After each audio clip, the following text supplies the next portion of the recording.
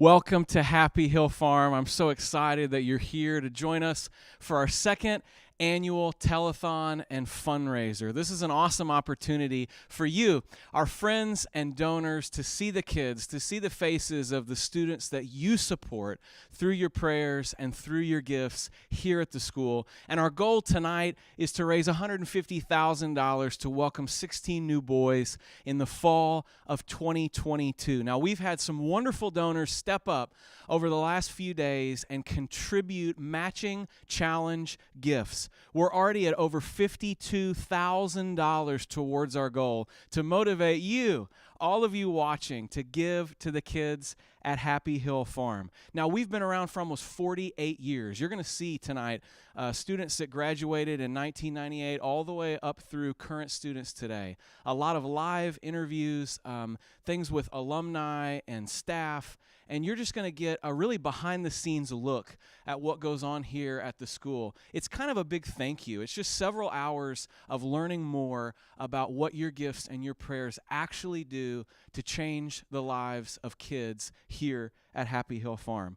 We're going to do a lot of looking back at the legacy over the last 48 years. We're going to look ahead to our 50th year of work with students and what it looks like to actually complete our campus. For those of you who are donors and you received the Founders Mailing, you learned about our campaign last year, which we called Building Tomorrow's Champions. And that's what we care about, to not just kick kids out of, to get them to just graduate and go to college, but to actually train up and raise up leaders, business leaders, men and women who can actually do things in the world and impact the world for good. And you're a part of that work here. So thank you for joining in. Thank you for watching. We're excited about tonight and the next 5 years of ministry here at Happy Hill Farm. And we actually have some students in attendance tonight. There we go. A live audience, unlike last year. This is great for me. There we go. Good clapping. Good job. I love it. We're excited that they're here. We got a lot of cool segments coming up with the students. We're going to play a basketball game. We're going to play a trivia game, and you're going to get to see them and interact with them on this live stream here. So I just want to remind you, for those of you who are watching and you have family members or friends who don't know about this ministry to kids that you care about, would you share this video with them? Would you like, comment, and distribute this so that more people can learn about this school and support the wonderful mission that started in 1975 right here outside of Granbury, Texas. We'll be answering your questions live throughout the show. If you have any questions about what we do or who we help or what kind of school this is, fire off on social media and my team will get them, and we'd love to answer them. Also, if you want a shout out on the stream because you gave a gift, make sure after you give your gift to comment and I'll give you a shout out. And we have several raffles that are going to be items that are going to be raffled off throughout the night. And the way you enter into this raffle is simple. You like, you share, you comment. That's it. Whether you're watching on YouTube or you're watching on Facebook, just interact with us, share the stream with your friends and your family, and they'll pull your names and enter you into some awesome raffles. If we hit our $150,000 goal tonight, we're giving away what the Dallas Cowboys call their Dream Fan Package. It's incredible. It's 4 club seats, a parking pass, 4 Owners Club passes to a home game. This will be randomly selected amongst the people who like and share and comment if we hit our $150,000 goal. We're already $50,000 of the way there. So I encourage you to give, share the stream, and participate in this. We're excited to have you here. It's going to be a fun few hours of interaction and learning more about Happy Hill Farm. Hello, friend. My name is Lucas Shipman, and let me tell you the story about how it all began. In 1974, my grandparents opened their door in the middle of the night to a sheriff and 2 young girls in desperate need of help. They had no family, no hope, and no future. And by saying yes to those 2 girls, my grandparents not only helped them, but laid the foundation for what it would look like to help generations of children to come. Happy Hill Farm has a rich history, but we're only just starting. And so it begins. Welcome to Happy Hill Farm. For the past 45 years, this 500-acre campus just outside the DFW Metroplex has provided kids from difficult backgrounds a place to thrive. This life-changing work at Happy Hill Farm exists, not because of state or federal funding, but because of passionate and caring individuals who for the last few decades have generously given to support the mission of Happy Hill Farm. Nearly 200 kids' lives are changed every year, and over 85% of our students require boarding and educational scholarships. They come from Texas, all over the United States, as well as kids from Nigeria, Cameroon, Serbia, Korea, and Brazil now call Happy Hill Farm home. Here are some of our world-class facilities. The large building in the center is our high school and middle school wings. To the north is our elementary wing, fine arts, counseling wing, and the mini gymnasium. You can also see our 200-seat performance center, outdoor pavilion, and youth ministry building. Now, it's within these walls that the kids at Happy Hill Farm dream, and they receive the skills to see it through to reality. With their newfound dedication and discipline, our kids can excel in athletics, and they do, whether on the state-of-the-art track and field, in the gymnasium for basketball and volleyball, or on our tennis courts, in the swimming pool, and about 4 miles of road for long-distance running and cycling. A healthy lifestyle is crucial for raising future leaders. Happy Hill Farm is also a thriving, working farm. We raise buffalo, cattle. We had 20 new calves born this spring. We have donkeys, llamas, alpaca, goats, sheep, pigs, and our equestrian program is distinctive as kids experience the God-enabled wonder of working together with their horse to overcome challenges along the way. Because of the success of the farm, opportunities abound with FFA, 4-H, and horticulture. Students learn to take care of the land and what it produces. This is truly a first-hand farm-to-table experience. Through FFA, many students earn college scholarships and subsequently share their expertise with others so they can feed their families and communities. And this Buffalo Bowl reminds everyone at the farm of the quiet strength of nature and our legacy of caring for the land. The children at Happy Hill Farm don't live in traditional dorms. They live in beautiful, comfortable homes with caring resident parents who look after their emotional, physical, and spiritual well-being. This supportive and loving environment creates a sense of family, and this family relationship doesn't end with graduation. We not only help our graduates obtain scholarships for college, but as we are able, we help to provide financially when their needs arise. Painful backgrounds or areas with little opportunity deprive many of our kids from realizing their true potential. But at Happy Hill Farm, they can. No longer do they worry about what they will eat or where they will sleep or who they can trust. Now they are able to focus on an exciting life full of character-building education and experiences. We give them a safe, secure family with caring adults and an amazing education with a world-class facility, staff, and campus. And the farm is not lacking in opportunity. Half of our land is relatively underdeveloped. Maybe it's a new housing development unique to the international student's country of origin, or maybe an international retreat center created for summer internships. A global prayer and spiritual center is in the works as well, or maybe even more residences like this one, the Dallas Cowboys Courage House. But the possibilities are endless. We need you. So come on, come dream with us about what God may have us do with this beautiful 250 acres. The sky's the limit. Friend, I want to personally invite you to prayerfully consider joining this new international advisory network at Happy Hill Farm, because you have the heart and the experience to come alongside us and not just dream about the future, but help us build it. It's not easy, inexpensive, or quick, but the work of Happy Hill Farm changes families and communities for generations to come. As a member of the International Advisory Network, you'll be doing more than simply helping children survive. You will be helping children to thrive. It would be our honor to have you with us on this journey. And remember, my grandparents' original yes, and look at the generations of kids that have been impacted by a simple yes. If I would want to make one point to some young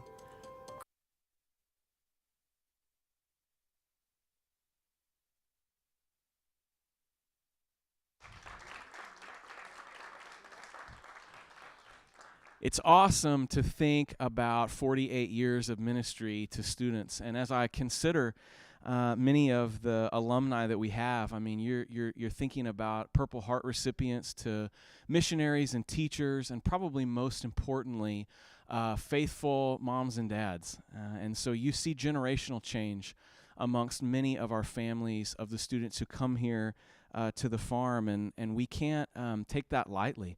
I'm honored that you, our friends and donors, have partnered with us to create this legacy of impact that started in 1975 and continues on today. And if you'd like to give, you can call to pledge at 817-953-4204 or visit happyhillfarm.org/telethon to give a gift today. We would be honored. And so as we consider this 48 years of ministry and impact, I want you to hear from some of our alumni. So here's one of our alumni, Kevin. Hey, what's up? Kevin McCampbell here. I attended Happy Hill Farm Academy in the fall of '98 and graduated in 2001. I'm forever grateful to the Shipmans and to Happy Hill Farm Academy for giving me the opportunity to better my education, to play sports, be a part of the music program, and to just better myself as an individual all the way around.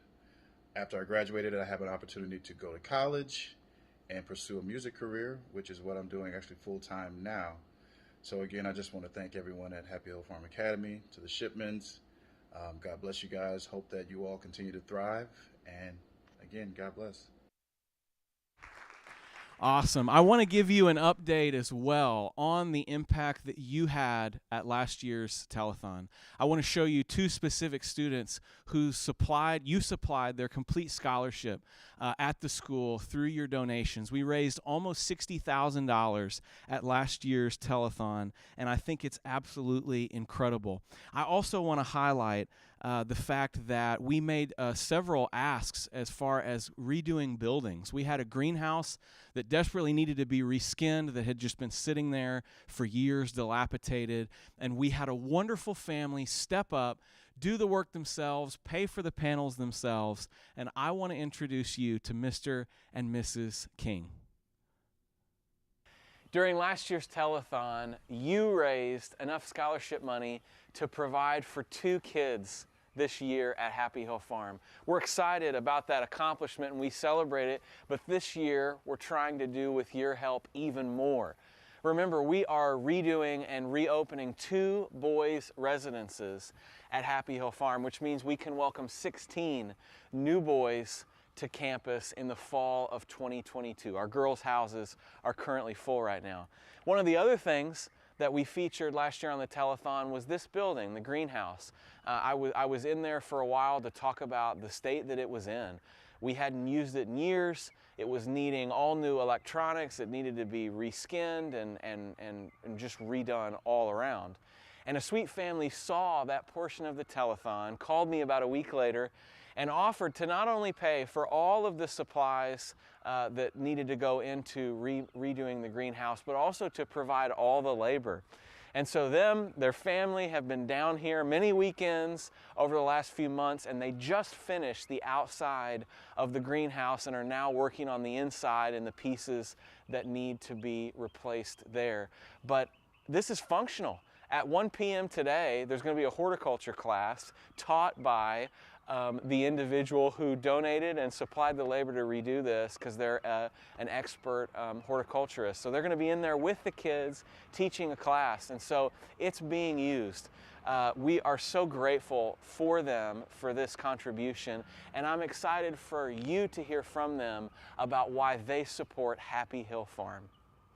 I'm excited that we're here today with Mr. and Mrs. King. You saw just a moment ago, we talked about how the greenhouse was reskinned and how they reached out after they saw that clip on the telethon last year. But I just wanted you, as other friends and donors, to be able to hear from friends and donors here about why they support Happy Hill Farm and what this place means to them. So really the question that I know that our friends and donors would love to hear is just like, how did you get involved with Happy Hill Farm? And then what are your hopes for this greenhouse for the kids on campus here? We got involved in Happy Hill Farm because our daughter's the principal. Yes, sir. So yes. She kind of brought us into it. And we've come down and taken the tour of all the facilities. And what y'all do for children is just fantastic. We're really grateful for you guys when you reached out and just said, hey, you know, not only do we want to do this, we're going to do it ourselves. And so tell me a little bit about that. I know you spent some hot summer mornings in here. We, of course, we owned a florist that had a greenhouse, so I was a little bit familiar with greenhouses. And when I saw the telethon and saw that you needed a greenhouse, I talked to Carolyn. I said, you know, that would be a great way to honor your mother and daddy, is rebuilding the greenhouse. If it wasn't for them having the greenhouse and us being involved in that, we wouldn't have what we have now. Wow. So there's no reason not to share. Yeah. So we thought we'd get somebody that could do it, but the people that wanted to do it wanted astronomical price to take care of it, and I love Happy Hill, but maybe not quite that much. So anyway, I told Carolyn, told Jennifer, I said, I can do that. It's not that big a deal. So I did a little research on material to cover the greenhouse. This particular material is fairly new, and it's not supposed to get cloudy, and resist the hail. We came down taking all the old paneling off. Yes. It took a while. Oh, yeah. But our grandson, Jennifer's youngest son, helped me through the summer when he was out of school. It turned out to be a good way to get a suntan, I'll tell you that. But we had to build some panels that we could get up on the greenhouse with. And we took it apart. We used a lift in here to lift us. I love it. It's beautiful. We're excited. We're going to continue the work on the condensation part of it and the electronics, and we're going to have it up and operational very soon. It's very close to being ready to go. And Mrs. King is going to be in here later this afternoon to do a demonstration, because you guys, I mean, you got the background in horticulture that's so impressive, having a floral shop for so many years in Fort Worth. And I am just so thankful that you guys are making yourselves available, because the kinds of students that we have in their background probably would never hear from experts like this in horticulture and botany. So thanks for coming down today and talking with us. And then thank you for doing that demonstration for the kids. I know they're excited about it, and we're excited to be able to use this building. So thanks again. Have a blessed day. Yeah. Yes, it's awesome to see the work there and the stuff that's already happening.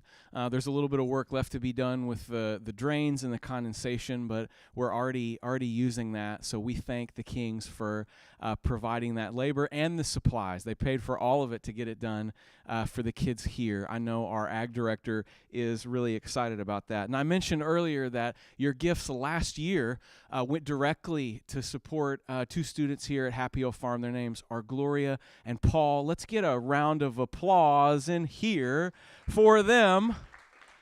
Yeah, it's awesome. So thank you. If you gave last year, this is what your money directly went towards, and so we thank you for that, for always supporting the students. I got a couple comments here from Facebook. One's from Evelyn. She says, praying for you all. I was there in the 70s with my parents. They taught the youth in trailers. It's amazing to see what God has done. Yeah. So for those of you who've been around for a while, I didn't go to school in this nice school. I went to school in where all the trailers were pushed together back in the day. And so it is amazing to see how far God has brought us facility-wise. And Lori says she's proud to be a part of the Happy Hill Farm family. Lori, we love your family, and we're glad you're here. Jennifer, hello, Jennifer, says so many soul-making memories made there. I'll never forget. I absolutely love seeing this growth. She and Amanda and I all were in school together in the same time. I'm glad to see that you're watching this, Jennifer. It's great to have you here. I want to make a couple quick mentions about these raffles. So the first raffle is 5 months, 5 boxes of cookies. If you know anything about Happy Hill Farm, if you've been around for a while, you know we ship and I deliver cookies to donors and friends, and they are really good. And so the first raffle is 5 months worth of cookies, 1 box a month for 5 months, a lot of cookies. Next raffle is a painting by one of our students. It's right here. It's beautiful. You can hang it up in your home. It's a scene kind of what you would see on the back lot of the farm here any given day. We're grateful for that. And the last raffle is a brand new iPad Air that Apple just announced. It came out a couple weeks ago, and so we're happy to give that one out at the end of our show. Again, how do you enter this? You enter this by liking this post, by commenting, and by sharing this video with your friends and family. Tonight is just a celebration. We're celebrating the work that's happened here over the almost last 50 years, all of the students that have been through this program and gone on to be world changers. We're celebrating that. And so our goal tonight is to hit the $150,000 mark so that we can finish redoing 2 residences and be able to welcome 16 more boys and grow our campus in the fall of 2022. So I hope you're considering what you may be able to give tonight. You can visit happyhillfarm.org/telethon, or you can call to pledge 817-953-4204. Now, coming up next, right outside this building is a basketball game. It's students versus staff for a prize, 2-on-2. Coming up later, I'm really excited about some student-led tours of facilities. So they actually take you through the facilities here at the school and show you what goes on day to day. And you'll also hear about our vision for the future. So before we get to all of that, though, like we talked about with the greenhouse, we still have several imminent needs here at the school. These are projects that you or your family can be a part of.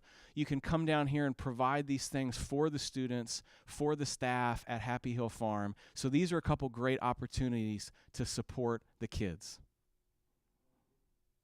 I'm here in front of our fire truck, and I said earlier in the telethon, we interviewed the Kings and we talked about the greenhouse. And one of the things that we want you guys to know and to make available to you as our donors and friends is just some of the things that need maintenance or replacing here at Happy Hill Farm during this telethon. One of those things is our fire truck. This model is from 1976. We got it used in the 80s, and it hasn't run for about 3 years. Now, one of the reasons we need a fire truck here at Happy Hill Farm is because we are a small city. If you've ever been out here, you know that we have about 4 miles of road that we maintain. We have our own sewage treatment plant. When you think about the fences and the buildings and all that goes into our 500-acre campus, we need access to a water truck in case of any type of fire. We do controlled burns on brush because we have to several times a year.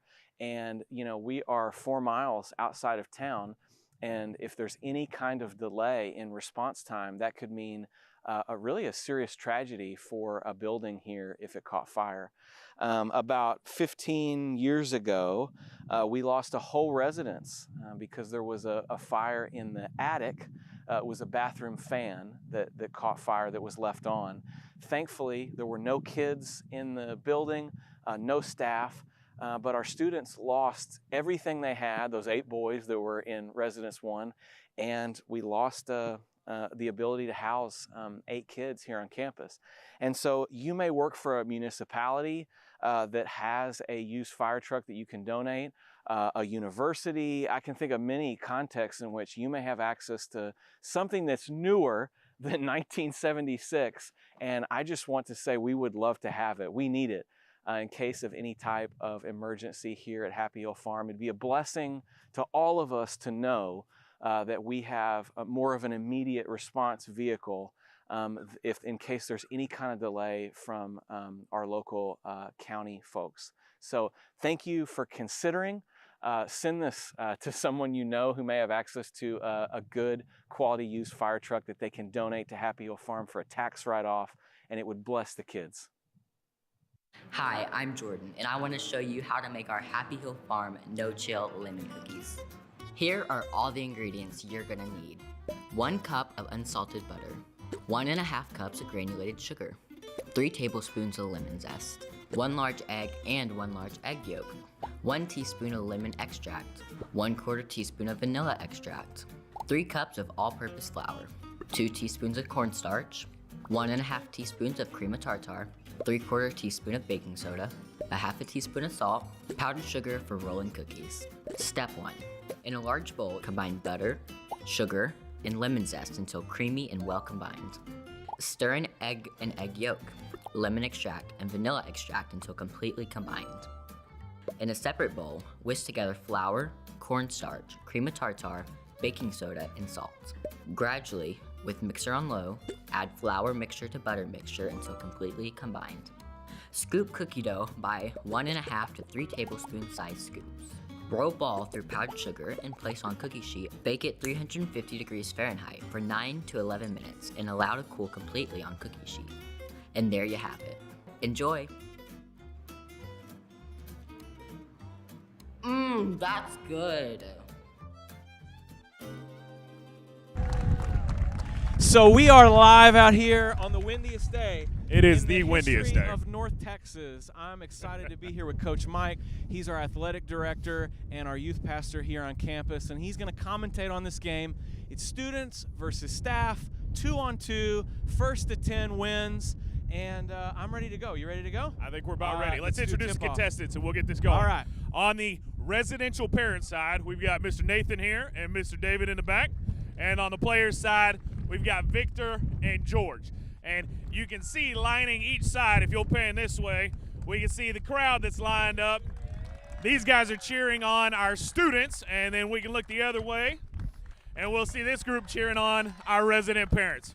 So we're going to get this started. We're going to tip the ball off. Here we go.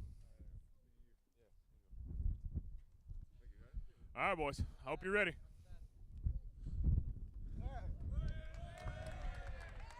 And the resident parents start off with the ball.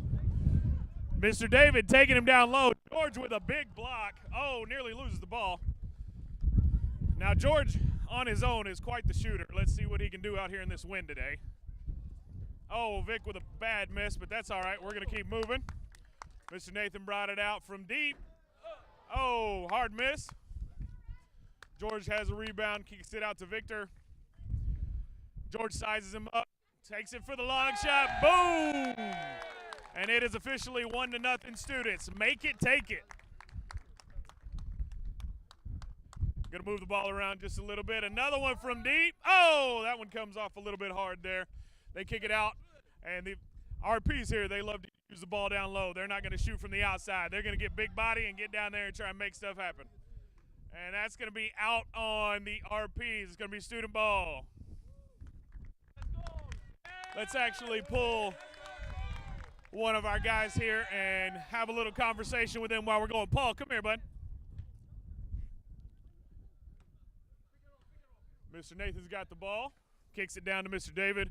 Oh, with the nice give and go underneath. This is my guy, Paul, here. Paul, who do you think's going to win? Huh? Yeah, I think the students are going to win. You think the students are going to win? Okay, well, it's 1-1. Let's find out. Oh, out of bounds, and here we go. Kick it back to the top for the students. All right. Got a little shoe time break here. Moving the pick and roll, takes him on a good move underneath. That's going to be student ball up top off of the foul. That's all right, that's all right.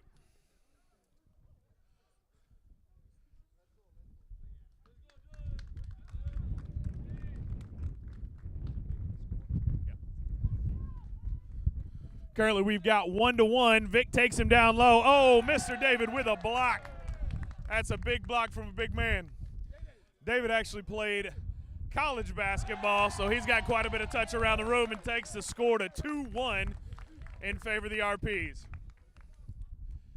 Let's see if he can do it again. Another hook shot for him. Oh, a little off on that one. That's all right. Vic kicks it out to George. George up top. Yep.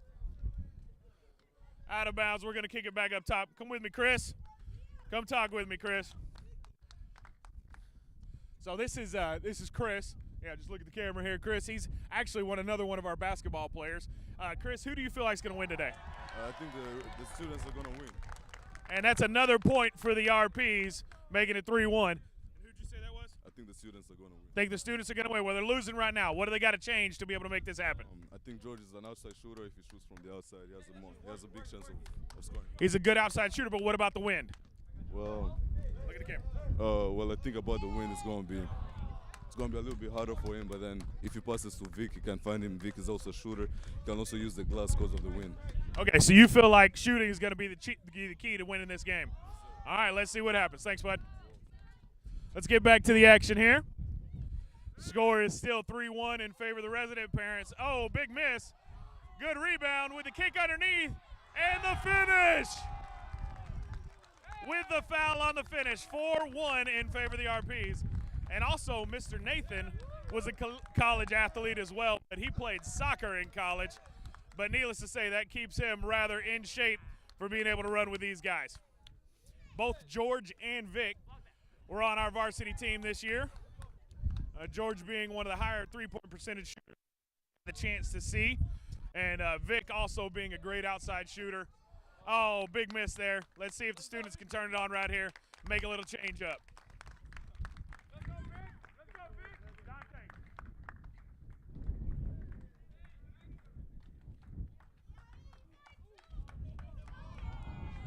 Wait.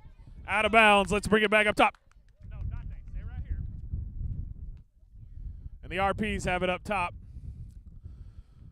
Let's go ahead and out of bounds on a bad pass. That's all right. Let's turn it back over to the students here. I've actually got with me Dante.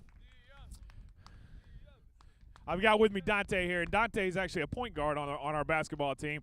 He handles quite a bit for us as far as dishing the ball, taking it for layups, and things like that. Dante, who do you think's winning today? Right now it's looking like the RPs are going to win, but I'm rooting for the students. Why do you think the RPs are probably going to take this? It looks like they're more aggressive and more – they want to win more than the students do. They want to win more. That's a necessity, isn't it?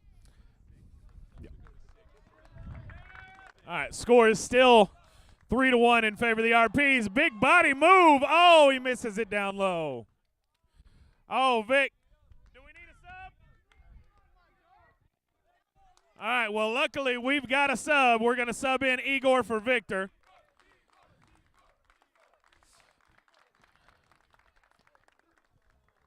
Y'all give him a big round of applause. Yeah, have a seat there, bud. All right, let's kick it in. We got our sub stepped in. Fellas, hey, we're going to 6. Yeah. Going to 6. Igor with the big body. Oh, not as much touch around the rim. Also, the audience, just so y'all know, we have changed the score a little bit. And we're going to move it to a 6-point game. And right now it's 3-1. The big shot. Oh, rebound down low by David with the, didn't quite finish it. Can he finish this time? Oh, the rim is unforgiving. Here we go, George with a big shot from deep. Oh, the wind is just not in our favor today. But that's all right. I've actually seen a couple of these students shoot for 6 for 6 from the field in an actual basketball game on the court. It's quite impressive. Igor with the big shot. And it is now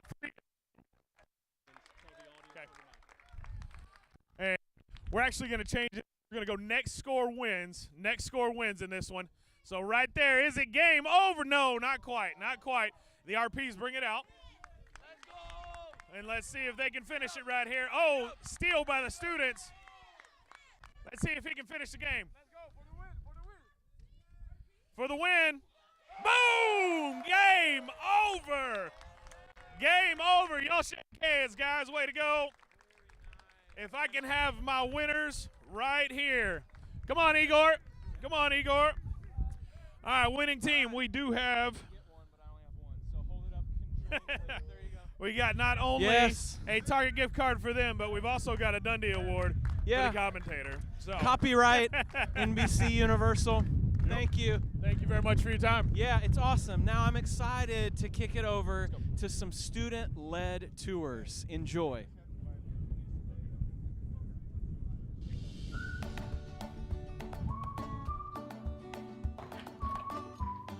Hi, I'm Lindsay. I'm a senior, and I'm going to give you a quick tour of Residence 15.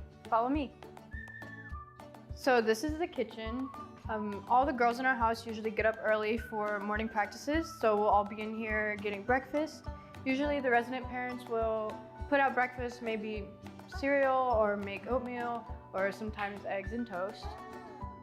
Here is our living room.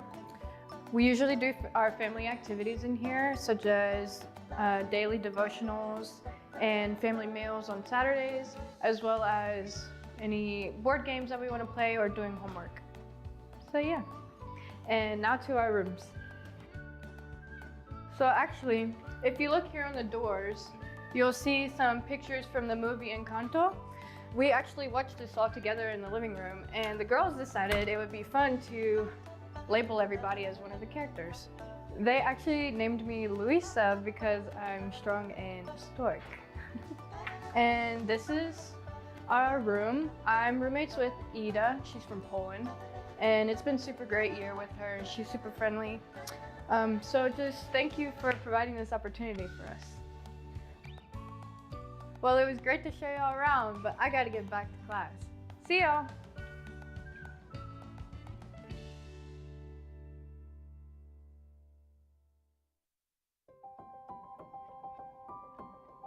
Hi, my name is Calvin Crane. I am a student here at NCTA. I play bass at this beautiful chapel, and I don't even have words for this place. It is very beautiful with the beautiful view outside of this place. I've been here for 4 years, and the thing that I really love about this place is being able to worship God and be able to learn more about His Word. Very good in practical and spiritual ways. Before I came here, I was a really rebellious child. I did not know God. I didn't know how to follow God. And ever since I've been here, I have grew to learn to be kind and to be patient with people. And it's been a really good experience for me. I have only 1 year left, and I'm definitely looking forward to the future. This place has definitely helped me in spiritual life and in educational life as well. I love playing the bass and getting to be around godly people at the school. In the future, I definitely want to go to college. I want to study computer science and maybe while I'm at college, be able to minister to people. And I just want to thank you guys so much for providing this place for us to be able to worship God, and especially being able to worship Jesus here. It's a great experience for everybody. I just want to thank y'all for providing places like this beautiful place for students like us, and I just want to thank y'all for that.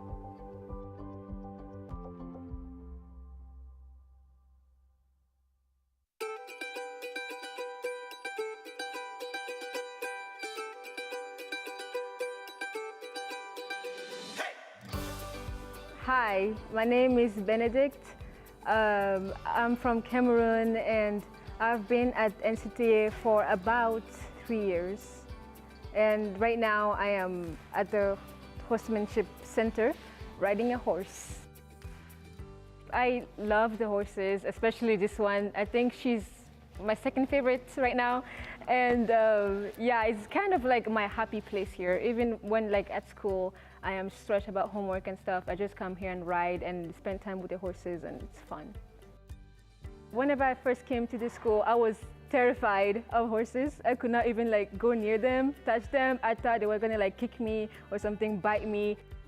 Mr. Loftus, the director of the horsemanship program, I was kind of scared sometimes because whenever you like make a mistake or something, he would like, it would feel like he's being harsh, but that's just him trying to like get you to do something right and you like looking out for you because you might get seriously injured and so you need to listen to him.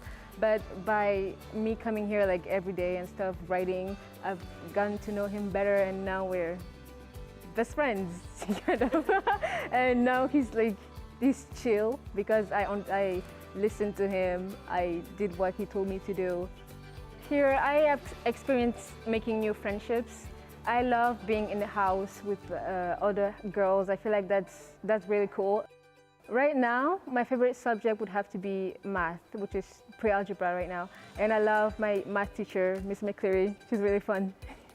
The one thing about the school that I enjoy the most right now would be whenever we have like different activities where everybody at the farm joins, like the 5K. I love spending time playing games and those type of stuff with everybody here. It's really fun. And it makes me feel like we're all a family. I want to say a big thank you to everybody who made all of this possible for me. Mrs. Guerre, Mrs. Swauch, Mr. Chuck, and you, whose prayers and money make all of this possible.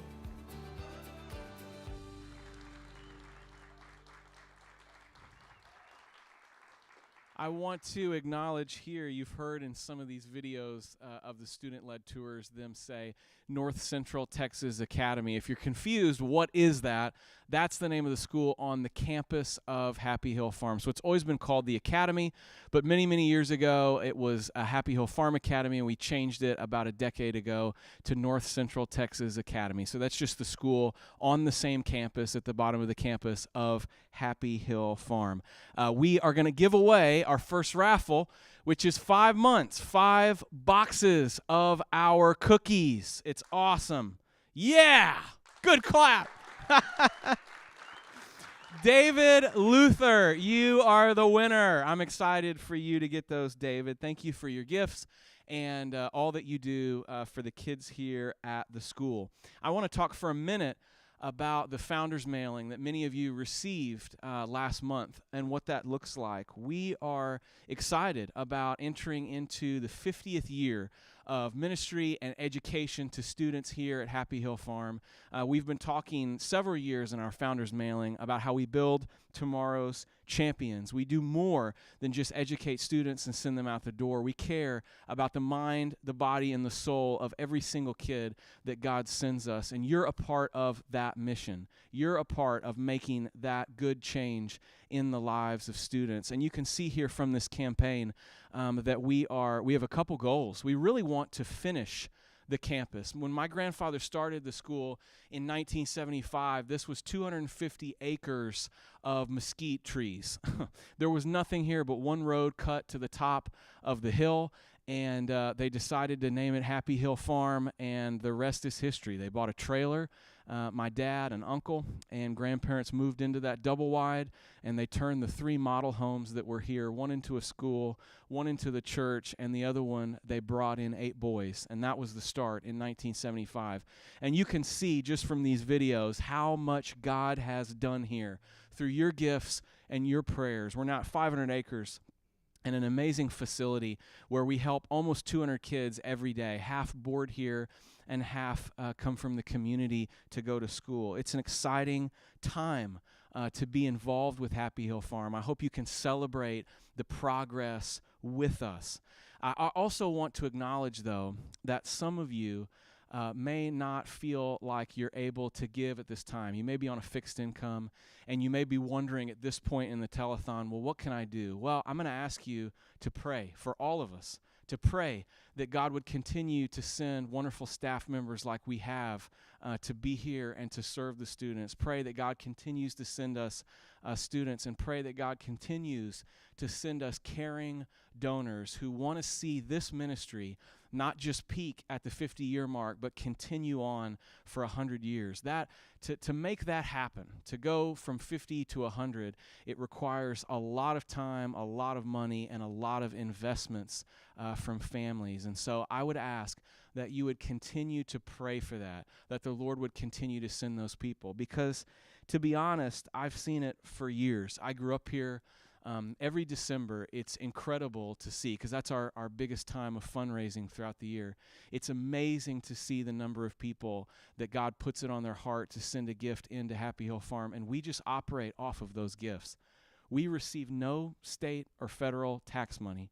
We're not a United Way agency. We have no denominational affiliation. No major corporations or sports teams are cutting us checks. We exist because of individuals like you who pray for the students, who pray for the staff, and who give faithfully. And so if at this moment you feel like you can't give because of a number of reasons, I'm going to ask you to pray for the students. And I want to take a minute here, because this is important to me, to acknowledge that we have several students from Ukraine here and a staff member, and I want to take this opportunity to pray for the people of Ukraine, for the families of the students and staff that we have here. So if you would, if you're watching or if you're here live, will you bow your head with me as we pray? Father, I thank you that you are the Father of the fatherless, that you protect the weary, that you're near to the brokenhearted, that Jesus, you are the man of sorrows and you understand suffering. And so I ask you by your Spirit to be manifestly present in the lives of the people of Ukraine caught in the middle of this horrific conflict. I ask that the teeth of those who are evil be broken and the good be delivered out of rough situations. We pray like David prays, deliver your people from their enemies. I ask you to protect the church in Ukraine. May you strengthen her. May you give her a bold gospel witness to take to the nations in the midst of this horrific conflict. May you protect the families of the students who are here from Ukraine and staff members. I ask that you deliver them to safety, out of the hands of the evil ones. We believe that you can do this. We know that ultimately you ransom and reconcile all, that you right every wrong, and we leave vengeance to you because you are the good and righteous judge. I thank you for the student that's coming up next in this next video. She's from the Ukraine. I ask you to protect her family, to be with her, to give peace in the hearts of all the students who are here, who are from that country. And I ask you, God, to bring an end right now to this strife so that peace can come back to the land. We ask you all these things in the power of the Spirit and in the name of the Lord Jesus Christ. Amen.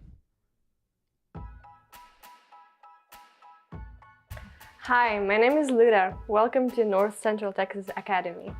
Let me show you around. So, starting with the principal's office, and I hope I don't have to go there today. Next, we have the nurse's office. And let's head to the library. So we have a great collection of books here we get to check out and read at our own time. We also get to hang out and spend time with our friends. And it's great to have a huge library like this. Why don't we go check out the science lab next?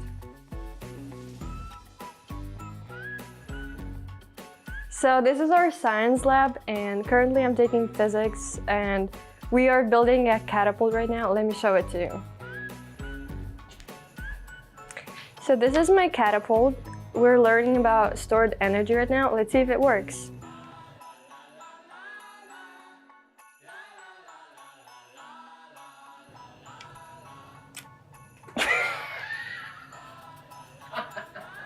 Okay, let's try it one more time.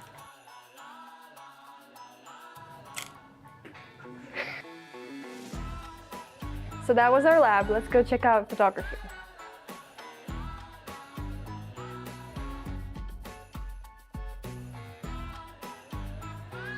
So this is our photography class. Right now there is an elementary music class, but we get to spend our photography time here.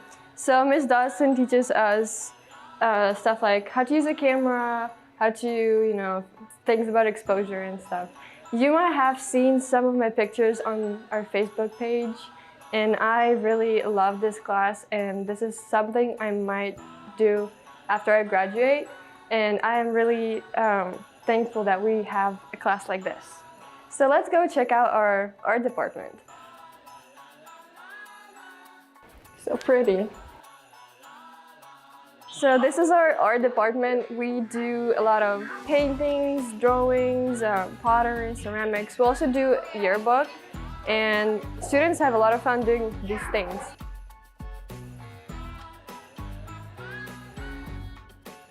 Thank you for joining me on the tour of my school, and thank you for this opportunity to be here and just to study here. And it means so much to me because in my own country, back in Ukraine, there is a war right now, and I am just beyond grateful to be here and knowing that people are here to support me and protect me and provide a great opportunity for me to stay here and to continue my education in America. And I'm very thankful for all your support. I'm excited to be here by the thermometer to see the progress that we're at. We're at $57,735. Thank you for your gifts to the kids at Happy Hill Farm. We are well on our way to reaching that $150,000 goal. And remember, if we get there, we are going to raffle away the Cowboys package. It's a big deal. It's probably, depending on which game you pick, it's worth between $8,000 and $10,000. It's 4 club seats, a parking pass, 4 owners club passes to a home game. We're very grateful that they gave that package to us, and we're excited to give it away. So continue to share this with your friends and family and comment and interact with it so more people can watch. Thank you, Matthew, for your gift. And it says a shout out to the RPs for the amazing work that they do. They are amazing. Very grateful for them. We have a wonderful staff here, and you'll hear more from our staff here at Happy Hill Farm throughout the night. Remember, you can visit happyhillfarm.org/telethon or call 817-953-4204 to make a gift and get that thermometer keep moving. All right, so we're going to talk about our vision for the future here for a few minutes. As I said, we're almost in year 48. And we're looking forward to year 50 and having a celebration then. And I want to talk about a few of the things that we really care about here at the school. One of them is a Christian education. We don't simply just supplement secular education with a poorly written Christian, extras. We actually teach foundationally a Christian worldview. What it means to trust God's word, what it means to live in light of God's word, what it means to study creation and see God's handiwork throughout all the subjects and all the disciplines. We care about that. And it's incredible when you walk through the school, because we don't take any state or federal funding, you can put whatever you want on the walls. And what we like to put on the walls of our school is a lot of scripture. We care about the Bible and basing the things that we learn in the reality of Scripture. Seeing biology as God's handiwork. Seeing history as a part of His plan and His story. We care about those things, and that's what's taught here at the school. We also care about responsibility and work ethic in a landscape of really apathetic people. When you look at generationally what's happened over the last 20 years, the students that come from Happy Hill Farm are motivated, intelligent, smart. They're going to be leaders. They're not going to be followers. And we care about that. We instill that kind of work ethic and responsibility in them while they're here, that they can carry it on and be business leaders and teachers and moms and dads. Whatever they want to do, they're able to do it and equipped to do it. They're bright and talented kids, and we love them. We also care about the farm. This is a 500-acre, fully working farm. It's not just in the name because it's kind of a hippie 70s name, but it actually is a farm. We produce all of our own beef. We have buffalo. A lot of the kids are involved in FFA and 4-H and horticulture. And what does that mean? Well, that's another level of responsibility, to take care of another life. to raise something, to show it, and then to sell it and have that money for college. And many of our students, when you look at the last 30 or so years, have gotten considerable scholarships to college because of 4-H and FFA. Happy Hill Farm was actually the first private school in the state of Texas to charter an FFA program. It's a big deal. It's a wonderful opportunity for kids who come here to have access to that kind of learning. And you're going to see alumni throughout the night. I've already shouted out a couple that are now donors, that now participate in helping the next generation who come here to be trained as future leaders.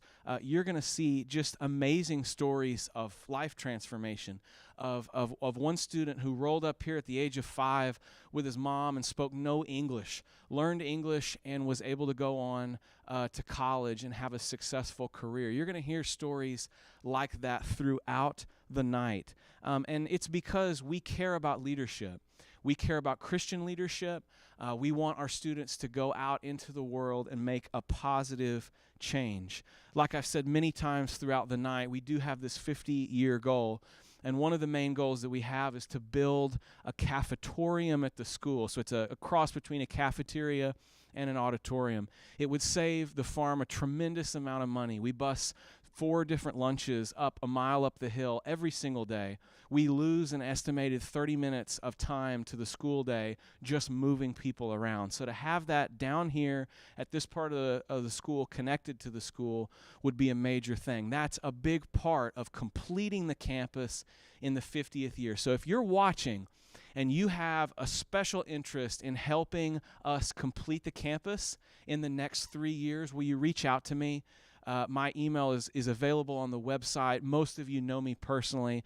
I would love to talk to you about how you or your family through estate planning could help us finish the campus, help more kids get here and get educated and get trained as leaders. Again, we're trying to raise this $150,000 for a specific goal. Last year, we wanted to raise 2 scholarships, and you helped us do that. This year, we want to be able to welcome 16 new boys in the fall by redoing 2 residences that were built in the early 80s and just need some help. And so you're going to help us do that and help us scholarship those 16 kids so that we can continue to grow our program. I got a Facebook comment here from Jennifer. Happy Hill Farm has been such a remarkable place for our daughter. It's a truly wonderful place with incredible students and staff. Thank you for that comment, Jennifer. And when we talk about the 50th year, when we talk about ministry and mission, it goes without saying that the only reason that I'm here, kind of a ne'er-do-well kid turned pastor, is because of my grandfather, Ed Shipman, and the legacy of faith and caring for kids that he had. I have, honestly, to hear this video and to hear his voice, he's been gone almost 8 years, is moving to me still because I miss him. I miss his wisdom. I miss his winsome spirit. He was just an eternal optimist because of his hope in Christ. But he got a vision. He caught a vision from the Lord in the early 70s to start a school for kids, and he followed through. And I don't know many people I just don't know many peers of his, honestly, that showed that kind of faith, that stepped out in that kind of faith. This place, like I said earlier in the telethon, was just kind of rugged Texas hill country. And over 40 years, through many connections that he made, through the very people who are watching this stream, you guys built one of the premier boarding schools in the country. And I don't say that to brag. I say that because many people have come here and they see the amount of students on scholarship. They see the fact that we don't take state or federal funding, and they're blown away by the fact that 90% of the money that's brought in every year is brought in from individuals, not corporations, not tax dollars. We're not a tax burden to this community. We exist because of caring people like you realize something special is happening here and has been going on for almost 50 years. So I want my grandfather, through this video, to speak to us, to share some of his vision and his hopes for the future with you. It's a very special video to me, and I hope you enjoy it.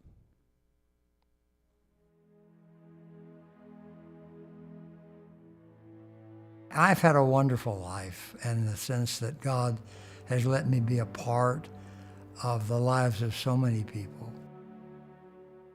Ed's accomplishments over the years have been nothing short of remarkable.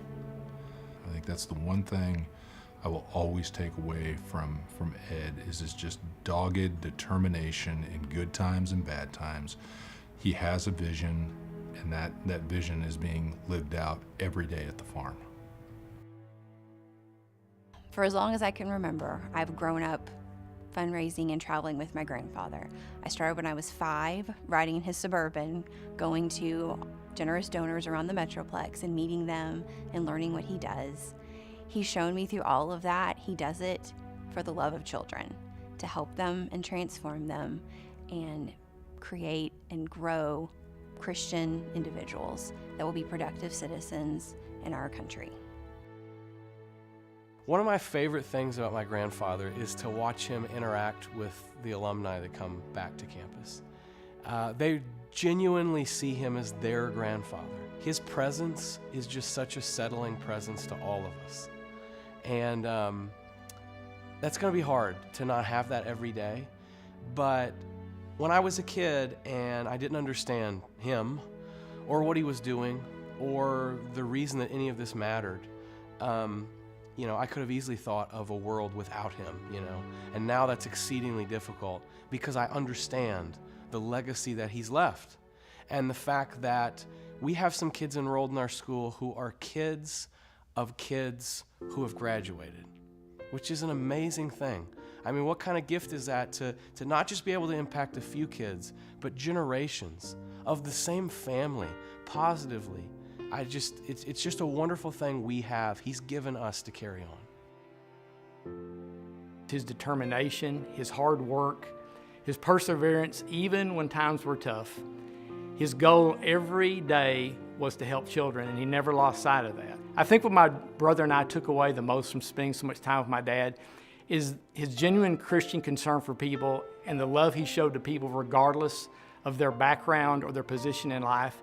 And he taught us to always help people in any way that we could. If I would want to make one point to some young Christian out there, pastor, family man, salesman, whatever, make yourself available.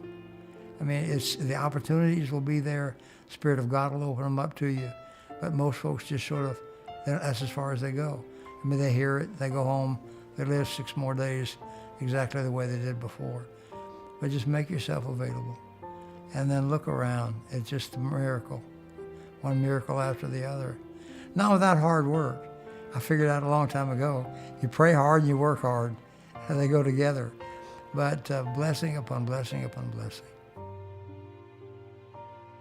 I think Ed Shipman's legacy will be his wonderful heart and how big it is and was, and how much he loved and cared for every single person that he encountered and every single person that came to this school and every single person that ever worked for him. Mr. Shipman, without him, I don't think I could have done it. I think I would have still been a lost kid, not knowing what to do and being doubtful and always being stressed out. Without Mr. Shipman, I don't think I would be the person I am today. Mr. Shipman is such a great man. I mean, to build all this from almost nothing, and of course the Lord helped him, but all this perseverance he's had, I mean, I know I couldn't last that long. I mean, starting from practically nothing with only God. I mean, he's almost like Abraham in ways. God just called him to start this place, and I'm sure that he's converted so many people to Christianity. I think I want people to most remember and know about him that he was the most selfless, giving man I've ever met and gave his whole life in every way to help serve others. Gloria and I have done this together, 62 years.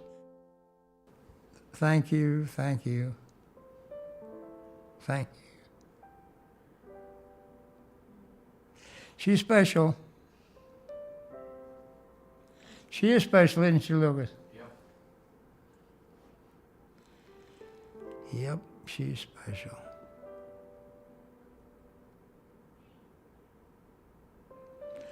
And then my grandkids, and now my beautiful great-grandkids. So many blessings.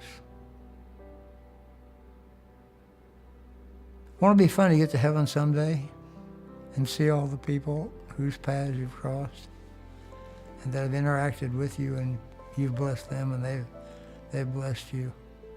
I love that scene from C.S. Lewis's The Great Divorce, in which he describes the lady out in the field of flowers and the kids, running toward her.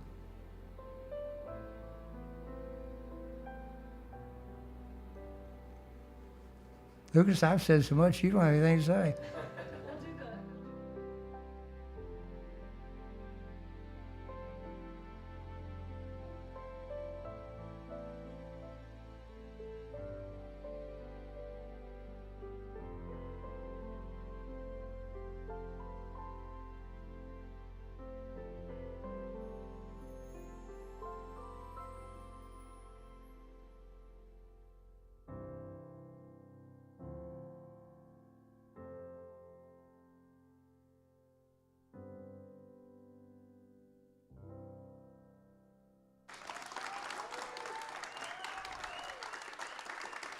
I'm excited to host a trivia game here with 3 of our students. Calvin, Kimberlyn, and Brandon are here to play this game for prizes. It's called Who Is That Staff Member as a Child? Yeah!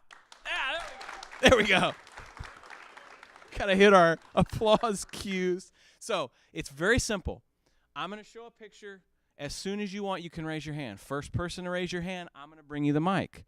If you answer incorrectly, you can't guess again. Somebody else gets to guess. If for some reason we have a weird tie or whatever happens, one of you passes out, we will go to some questions and resolve a winner quickly. All right, everybody good?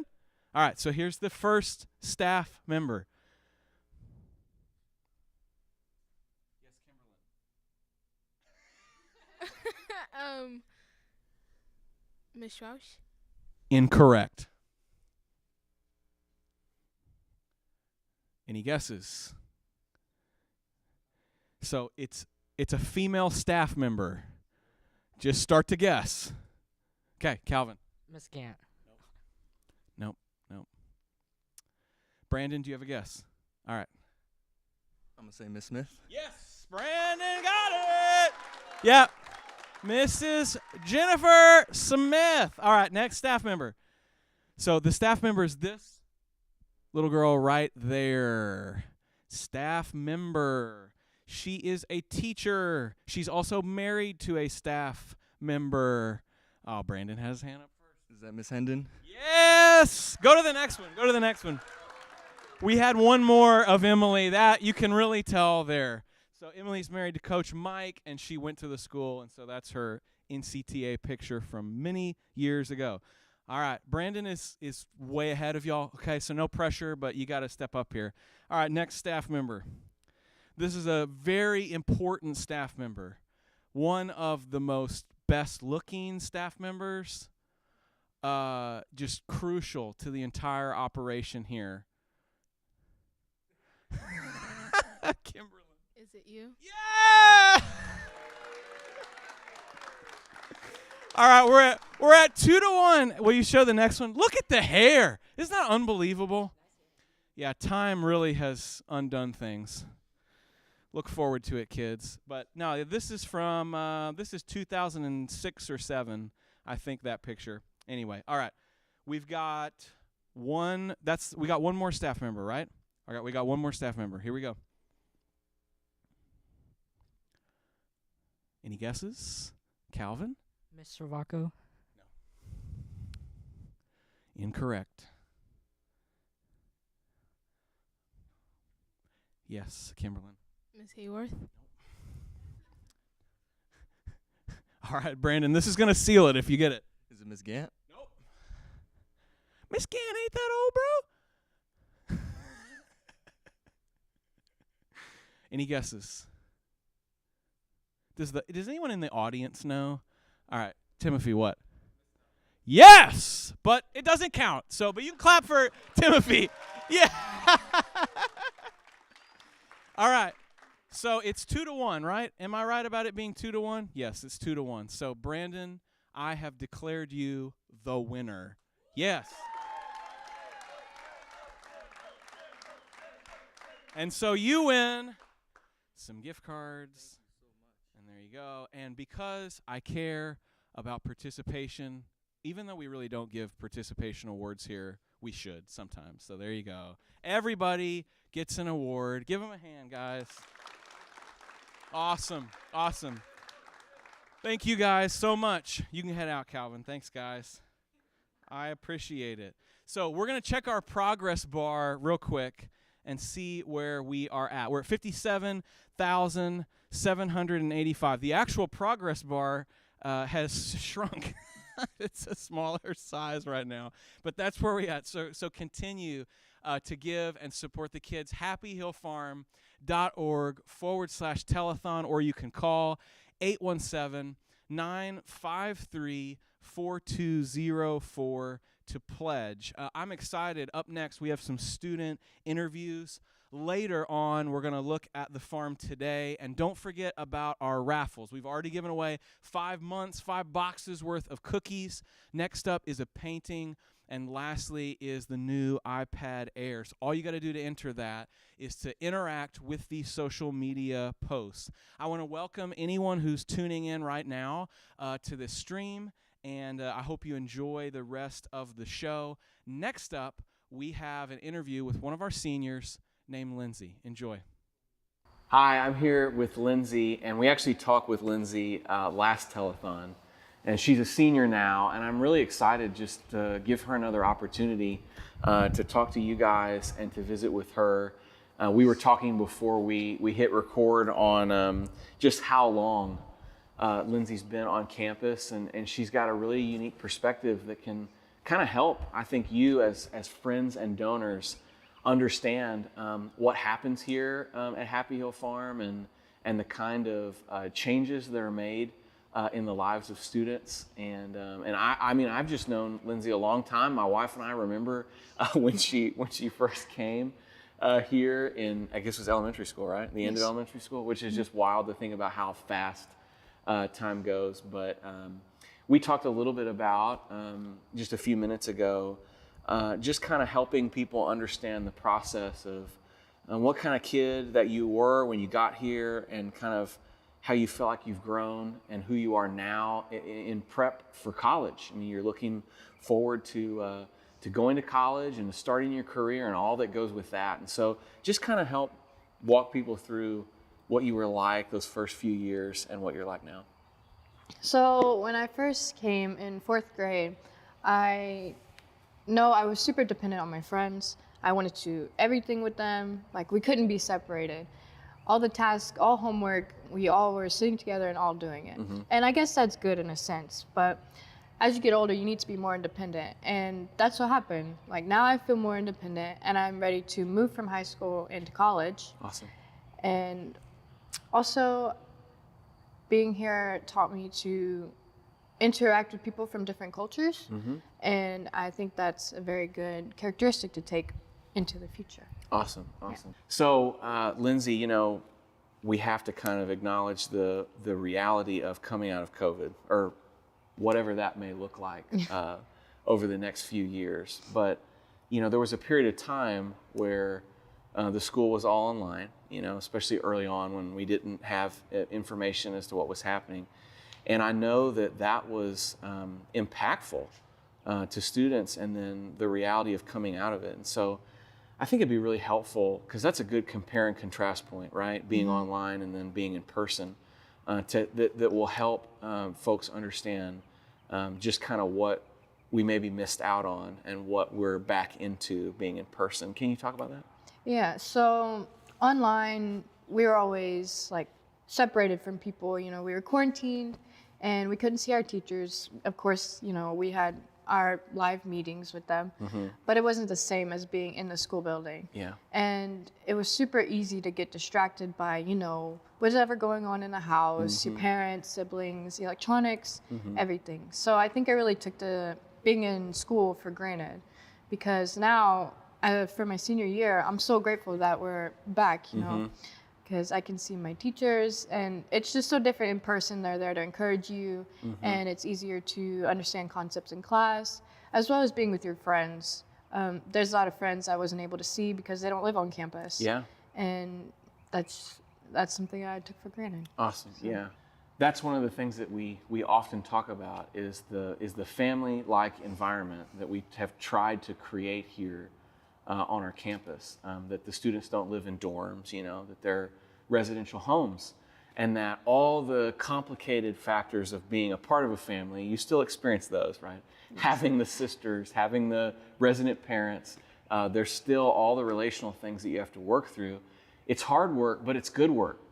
Ultimately, it's worthwhile putting in the time to make deep friendships and to connect with people and to really open yourself up to each other. And so, yeah, I just think we got a small glimpse when we went all online back a year and a half ago that you know, we might all take for granted a lot of the relationships that we have and that we've built and that are worthwhile of maintaining and keeping and growing.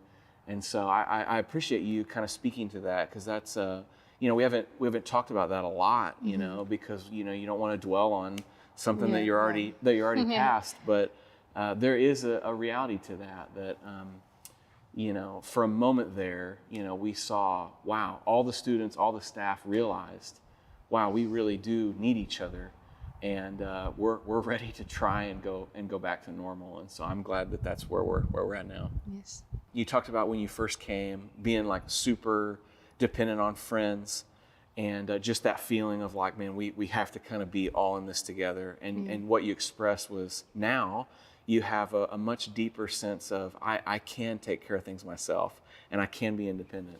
And just talk about that for a minute, of what that looks like for you, and how the farm created that kind of independence in you that I think that actually I know is going to bless you throughout the rest of your life. When you're young, it's okay to, you know, want to be with your friends all the time. It kind of builds you, I guess. Now, when you get older, it's important to be more independent because, you know, you're moving forward. So, for example, the resident parents, they're not always going to be on top of you about getting your schoolwork done. That's true. Yeah. That is your own responsibility, and they kind of hold you to that. As well as with like cleaning the house, keeping it tidy, that's also our responsibility, and they can't be on top of us all the time about that. That's important to have in the future because, you know, you can't be living in a mess. Yeah. I mean, so let me tell you a funny story. I heard from, this was about 3 or 4 years ago, but I got a Facebook message from a guy that I graduated with, and he said that it was just a funny aside. I congratulated him on getting married. He just got married, and he sent it back, you know, thank you. But he said his wife was just like bamboozled by how clean he is, and like that every morning his bed has to be made, and it's not like a legalistic thing that he holds her to, but it's just like a part of his habit of life. And he said, you know, that's just because every morning, like, my bed had to be made, I had to think about cleaning my bathroom and all this stuff. And she had told him that all the other people that she had known, all their peers, all our peers, so to speak, were slobs. And so there's just funny that he said that you know, that just some of those basic habits in life have blessed him, and now as a married dude, you know, they're blessing his family. And so I think there's something neat about that in the world that we live in right now, where so many people are a mess. You know, they're an emotional mess, they're a spiritual mess, they're also living in physical messes, that there's a bit of a respite here from that, and you can kind of carry that on. So that's neat. Lindsay, you're about to graduate and go off to college, and is there anything that you would say to any incoming students about just what they need to be thinking about, how they need to consider the farm, or tips and tricks? So I would say first, everyone here is actually interested in the best for you. So it might not seem like it at first, you might be getting in trouble a bit, but you need to remember that this is the best environment you can be in, and the people here, they want to help you towards being better in the future. Second, don't slack off on your schoolwork. because it's all going to come back to bite you if you do. A lot of the teachers here will be willing to help you get back on that path. Yeah. But also, it's very easy to fall into senioritis. Don't catch senioritis. Okay. It causes a lot of problems. Okay. So I just want you all who are watching at home to kind of know where Lindsay is wanting to go for a couple reasons. One, so that you can hear kind of what excites her and what passions she's found while she was at Happy Hill Farm. But also, if you have any capability of helping her, of any connections at universities or internships or jobs, I want for you guys to be able to hear from her what she's passionate about and excited about in the next chapter of her life. So last time you were on, I think you talked about like pre-vet. Is that still the trajectory you want to go on, and why do you want to do that? yes, that's still the way I'm going. So when I came here, I actually, as a little girl, I loved horses. But I never got to grow that love because I wasn't around them. So when I came, we had horsemanship class. And of course, I had to be in it. Yeah. And so since I've joined that class, it's really led me to being interested in what their anatomy is like. And so I'm interested in going pre-vet still, more of a concentration in equine studies or equine science. Awesome, awesome. And you want to stay in the Louisiana region, right? You want to Yes, stay in sir. the area to be close to family? Yes, sir. Awesome. So just putting that out there, part of what has blessed us in this telethon is connecting friends and donors to individual students. We have, we're going into, this is year 47 of ministry to kids and education of kids, and the number of people that have connected to students for internships and job opportunities and that are alumni of universities and are able to do all the things that are necessary, the network that you need to be successful in life.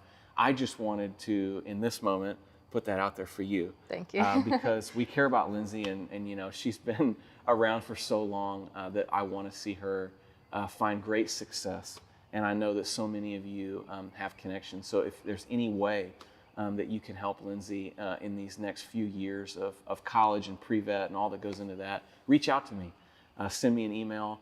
The phone numbers and the emails are going to be on the screen all night tonight. You can call the donation number and leave information. But just wanted to help create that environment for Lindsay to be able to network into the future. And I thank you for helping her.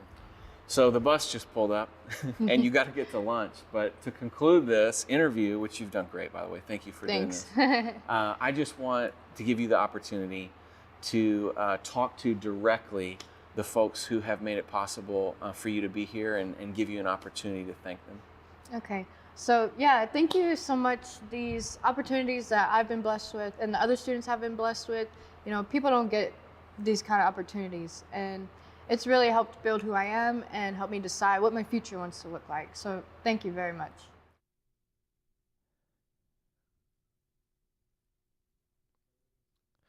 I want to set up our next video. We have been around for 48 years. There's a lot of interesting, just misconceptions about who we are and who we help. And when you've been around as long as we have in ministry, you should answer those. And so we produced a video to answer some of the myths around Happy Hill Farm. And I've just really enjoyed these last two telethons, seeing the alumni and former staff come out in droves in support of the school and celebrating the growth. It's amazing to see. Like Christina remembers football games at the Snack Shack. I remember those games too. I was there as sweet memories. And then Cheryl and Paige both make a comment about the lemon cookies. They are absolutely amazing. And we've already given the cookies away, so you don't have an opportunity, but you got to stick around next year. Maybe we'll give out 6 months or 7 months worth of cookies.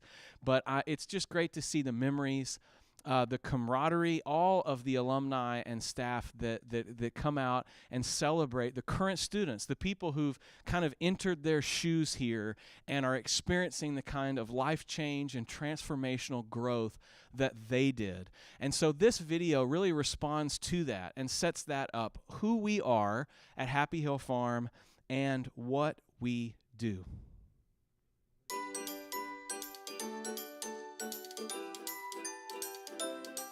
Happy Hill Farm has been around for over 40 years. Do you know what we do and who we help? Hear it from us, the kids and alumni. Here are 5 myths you may have heard about Happy Hill Farm. Myth. Happy Hill Farm is heavily supported by corporations and sports organizations.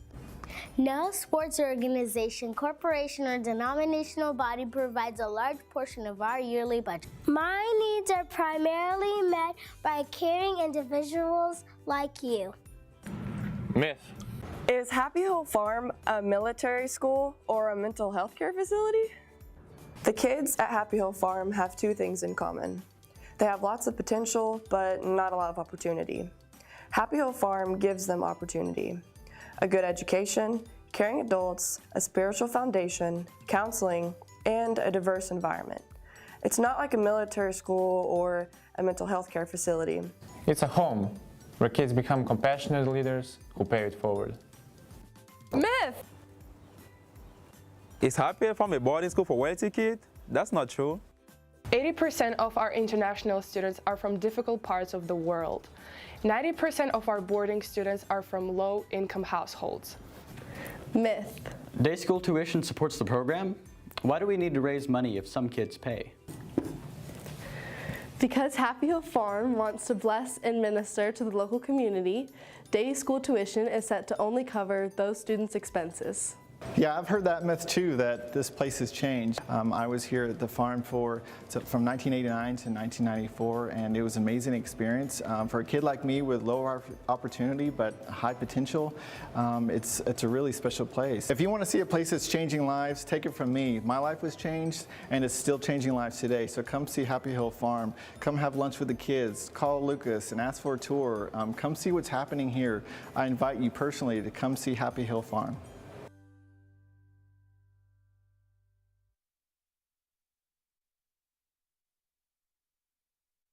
Hi, everybody. I'm excited to have Panache here live on the telethon today. I'm excited, first of all, just to see him. It's been a while since we've been in person together, alumni and staff for, Corona, but that's the way it is. But I'm just super proud of him. We all are at Happy Hill Farm. I remember Panache coming to the farm as a young kid, and I remember being his pastor in youth group and watching him grow up. And we're very proud of where he is now and what he's accomplishing. And so I just wanted him to speak to you about his experience at Happy Hill Farm, so you can hear about that during this telethon. So Panache, how you doing, man? I'm doing good, Lucas. Thank you for having me, and thank you all for listening in and being a part of this. Like Lucas said, my name is Panache Siachitema. I'm originally from Zimbabwe. And a little bit about how I got to the farm. I got to the farm around 2009 and was introduced by a family friend of ours, and we came out and toured.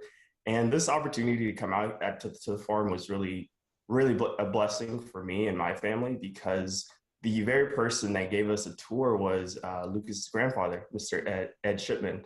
And he gave us such an incredible tour and backstory of the farm and the school. And from that day on, I was sold. I was ready to come on board at North Central Texas Academy.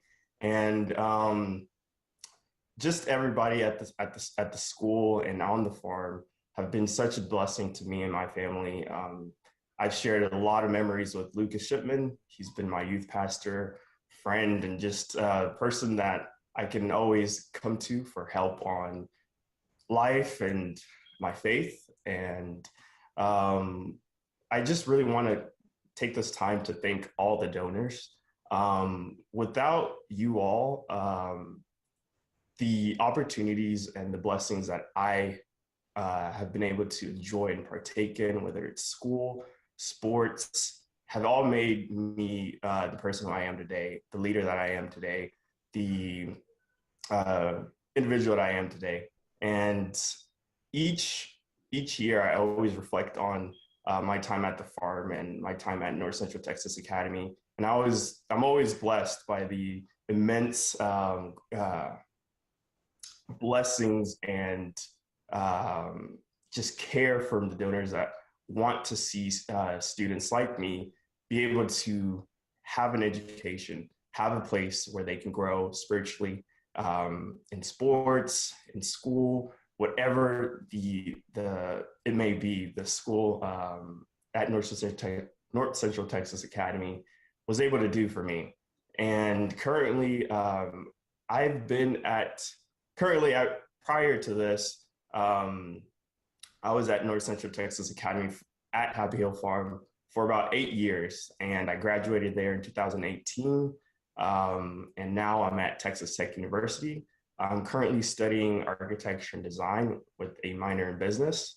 And I'm a junior currently right now, and I actually shared a conversation not too long ago with Lucas, and we just look back at the 3 years, and it's just really amazing.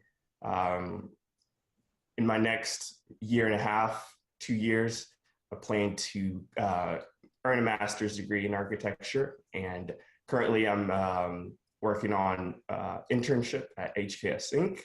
and just working on opportunities back home in Zimbabwe to showcase my skill set and my abilities back home in developing the greater Africa. And so thank you so much for all you donors out there, and please be safe, and thank you for having me. So Panache, I remember last time we chatted on the phone, you are president of an organization at Texas Tech. Tell me a little bit about that. Definitely. I am actually president of National Organization of Minority Architect Students at Texas Tech College of Architecture. And basically the organization is a organization within the College of Architecture, and it's primarily focuses in on a minority group within the field of architecture and design that is underrepresented. And so our focus as an organization is to be able to bridge that gap and to be able to highlight individuals, architects, designers, artists, writers, whoever may be, that have produced and added their own insight and voice to the world of design. Through that, we do many projects, some of which have been held back due to COVID. And one of the projects we were envisioning for this year was to be able to connect with the Lubbock community, more towards the minority groups within Lubbock. And some of the projects we wanted to do with the community is to be able to connect with high school students, middle school students on activities pertaining to design, whether it's little design charrettes of model making or lectures, or just being able to bring the College of Architecture into those communities to give those students and those kids an opportunity to see how they could add their creativity into something that can impact the greater whole of our society. That's awesome. And so those of you who are donors to Happy Hill Farm, Panache is a prime example of, so when we say we're building up champions that impact other people's lives, just think about that. I mean, Panache is still just in college, but is involved in a program that has outreach into far from where the farm is at in Lubbock, but impacts kids in his local area. And so that's one of the things that we highlight and we always talk about is the trajectory of a child's life impacts hundreds of other individuals. It's a complete shift in a family tree for some kids. And so we just want you to know what you do and what your dollars go towards, straight to the kids. And Panache, the point of this telethon is obviously inform people and thank people. And then the third piece is we're raising money. So we've actually already secured a $150,000 challenge match. So that's a pot of money that is unlocked as we today raise $150,000. So I thank you for being a part of this. You're not only helping folks in your community that you're in now and your family that you will probably have in the future, but also you're helping the students that are still at Happy Hill Farm see their full potential. And so I just want to thank you, donors, and thank Panache. And so, man, thank you so much for sharing this with us and giving us this time today. you know that we're praying for you and we're there for you. From me to all the people who are watching this now, and we're very proud of you. Thank you. Thank you so much. I want to give a quick update on the giving. It's really exciting. We're almost to 60,000. And when we hit that $75,000 mark, we're halfway there. So continue to interact with this post. Continue to share it with your friends and family so that more people can learn about this wonderful ministry out here at Happy Hill Farm. I want to talk about how the farm is different today and the three groups of students that we have currently on campus, kind of what makes us different. The first group of students is our main constituency that we serve, which are domestic boarding students. Now, these are kids primarily from the state of Texas, but also from all over the United States. And all of our students have two things in common. They're bright, they have a ton of potential and drive, but they're coming out of low opportunity situations, and that can kind of run the gamut. It looks differently than it did 20 years ago as far as what a low opportunity situation is in 2022, but we get kids out of that and we give them opportunity, and you've seen through the videos the kinds of opportunities that they get with the equestrian program and the ag program and our sports and academics, and it's just exciting to be able to offer them those things. That's our first group. The second group is our international boarding students. So these are kids from all over the world that live here on campus, and those two groups make up half of our student body. So these are kids from sometimes conflict areas, difficult parts of the world where educational systems aren't very good and women's rights are not very well respected, and so we get kids out of those situations and we bring them here to Happy Hill Farm. We love them. We train them up. They don't have to worry about what adults they can trust or where their next meal comes from, and they get the kind of caring, loving environment that they deserve as God's children, and they're able to see and become all God made them to be. And the last group is our day student population, and these are kids from the surrounding community, Granbury, Glenrose, Stephenville, and they come to Happy Hill Farm, to North Central Texas Academy, for a private Christian education. One of the most beautiful things that's happened over the last decade since we've implemented these three groups of students to help is we've seen some of our international kids on Christmas and Thanksgiving break go and stay with some of our day students. So they're able to be with their peers in a loving Christian home where mom and dad are both present and great, and they can see kind of what a solid marriage looks like, what a stable family looks like. And it's been such a blessing to have those families come alongside us and serve the students that you provide for here at Happy Hill Farm. Another big difference is that we don't have dorms here. We are a boarding school, but we don't pack 25 kids in a hallway with a kid 3 years older than them to watch them. That's not what we do. We have homes. And so we have 8 boys or 8 girls in a residence, and they have resident parents. This is a mom and dad. Usually they have young children, and they function as a family. They have their own van. They're able to go out every other weekend. They eat every evening in the dining center together as a family. And this is really one of the main things that makes us different. It's expensive. It's hard to do. It's not cost effective, but it is effective in the lives and character building pursuit that we have for these kids' lives. It's a big deal.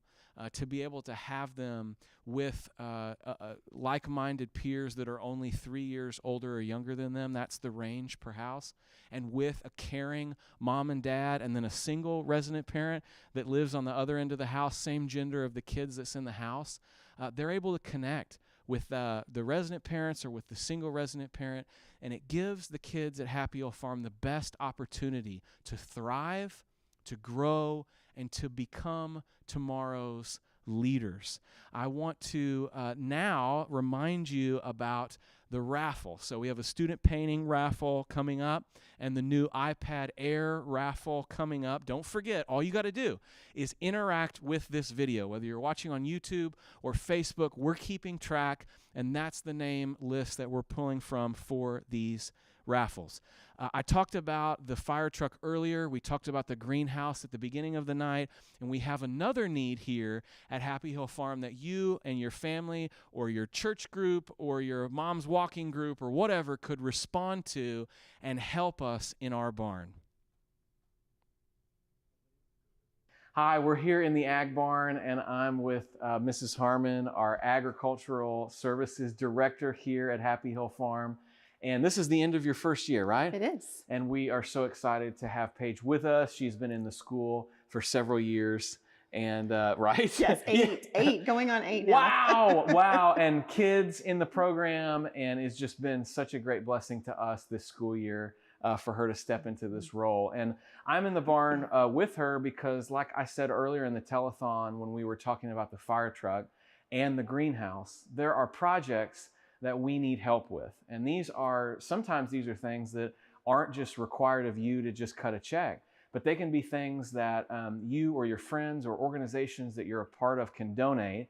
And so I was talking to Paige and we were discussing what would be really helpful, some things to be updated or some needs that she had in the barn with all of our 4-H students. And you have to think, I mean, it's something like half the high school's involved in FFA in some way, right? Yes. It's a big part of our program. It always has been. My grandfather's original vision for the farm was for it to be just that, right? A fully working farm. And so that's a massive part of the educational component at Happy Hill Farm. And it allows for scholarships, unbelievable. Yes. Numbers of kids over the last 47 years have gone to college, some full ride in ag science degrees and ag science programs. And so there's a big need. There's two that I want to specifically speak to today. And I've got Paige here to be able to use the right lingo so that I don't say the wrong thing. But one of those is a couple different kinds of apparatuses that our students need to be able to show their goats and their sheep, right? Correct. So can you tell us what this monstrosity is and then what's the real thing? Yes. So this is a makeshift sheep and goat treadmill. Oftentimes you'll find used human treadmills, and then we retrofit them with an apparatus to house sheep and goats. The goal is to build muscle when you're showing a market animal, so that is what this is utilized for. Most of the time you'll have a sheep or goat go inside and then they'll come out this way, but this is a makeshift model, and it would be super helpful if we had an actual sheep and goat treadmill that was fitted to be safer for the animal itself and for the students. Yeah. They've been able to utilize this, but honestly, when you get to a 160-pound, 170-pound animal, they outgrow this. And so they tend to jump out of it. And so that's a safety issue. And so it would be amazingly beneficial for us to have an actual sheep and goat treadmill to help these kids really elevate them and their skills to a higher level where they could compete at major competitions across the state. Awesome. We have students that compete all from Fort Worth to San Antonio to Houston to Austin. In fact, we have some of those shows coming up. And so it would just be really helpful to have some of these more upgraded apparatuses, as you said. Yeah. I was like, I don't know what the word term is, but that's it. So this is kind of an open call to all of our friends and donors watching this. If you're a part of an FFA chapter at a public school, you've got access to some of the used equipment. We would love to have some. Even one or two of these treadmills would be significant. It'll also help keep our kids off the road because they have to walk their animals up and down the ag road here. And this is mostly a no-drive area for that reason. But still, it's just another way that we can keep the kids safe and help the animals and the kids compete at a much higher level. And so you were telling me about another apparatus, right, that goes in the center of a ring? Yes. So there's also a walker where you can put anywhere from 4, 8 to 10 animals at a time. And it allows the animal to be haltered and to this apparatus, and then it walks them around and exercises them in a forward motion around the arena.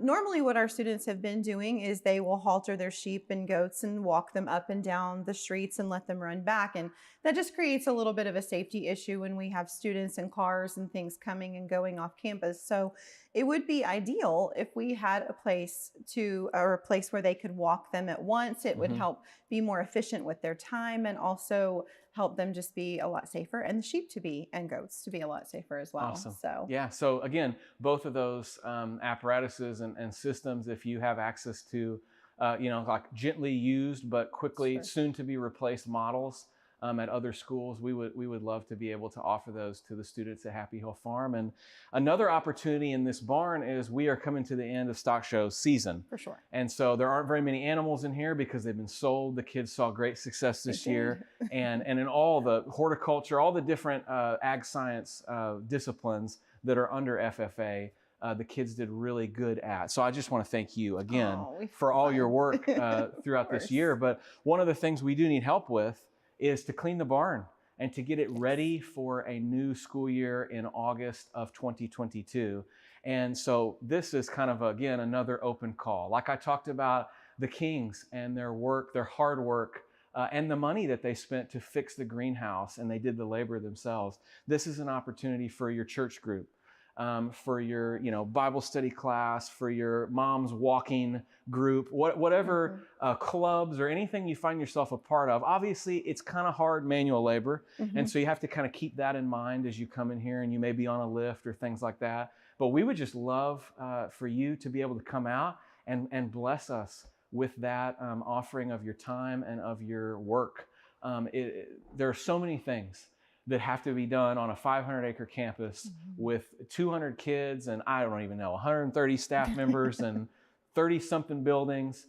And we would just be honored if you would be, you know what, maybe today is not the day where I cut a check, but today is the day where I organize a crew to go down there and we're going to get that barn clean for the next school year. It'd be a huge blessing. Huge blessing. So let me know. You can contact me at any time, and I'll connect you with Mrs. Harmon, and we can get it done. But thank you so much for considering that, and thank you for the work you're doing. Oh, I love it. Thank you. Thank you. What's going on? My name's Chris Strauss, and I just want to talk a little bit about Happy Hills Farm. First off, I don't think anybody really wakes up and wants to go to Happy Hills Farm. So, let's get that out of the way. But, I didn't have to, but I ended up there because my mom and my dad were alcoholics, diehards. They would live to drink and drank to live. They were rarely ever there for me. So, of course, by the time I was about 12, 13, I'm drinking. I learned from the best. And I'm turning my life upside down, trying to live and do and cope with things the way that they would. And, that quickly led me to Happy Hills because I had ran away from home and I just didn't want any part of what my family was about. And so when I did that and I ended up at the farm, I thought it was terrible and I was really disappointed to be there. On top of the fact they didn't have any room for me, so for a few days I had to stay in the 10-year-old unit and I was 14. But they were doing what it just shows the heart of the people there at the farm. They did everything they could to get me in there. They wanted to save my life because it was at a critical moment. Like I said, I was running away from home every chance I could. You couldn't get me to stay at my house. So, when I got to the farm, I moved up to Mr. and Mrs. Taft's unit, and they became my mom and my dad. And Mr. Taft is somebody I still call dad today. He calls me son. And I formed a great relationship with those house parents that truly cared about me in my life and what I did. And they loved me, and I loved them, and we still do love each other and talk all the time. And I'm just so grateful for that. And especially the sports program there. I figured out one of my gifts when I got to the farm was baseball. I sort of knew it before I got there, but they really exploited that greatness in me and taught me how to use it. I became an excellent baseball pitcher.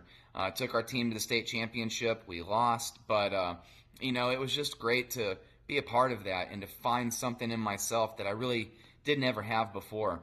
And the farm did that for me. I made some great friends there, great relationships and some connections with people that I still have to this day. And so it's just a really great place. Honestly, looking back at it, I wish I had taken it, wish I had taken more in, and I had spent more time understanding where I was at, slowing down to appreciate the people around me and what they were doing. I doubt the people there were making millions of dollars. You know, these people were there to try and help children from broken homes, and I was not the nicest kid. I mean, I was not the nicest kid. And a lot of the other kids there, troublemakers. I know back when I was there, we had some troublemakers there. So,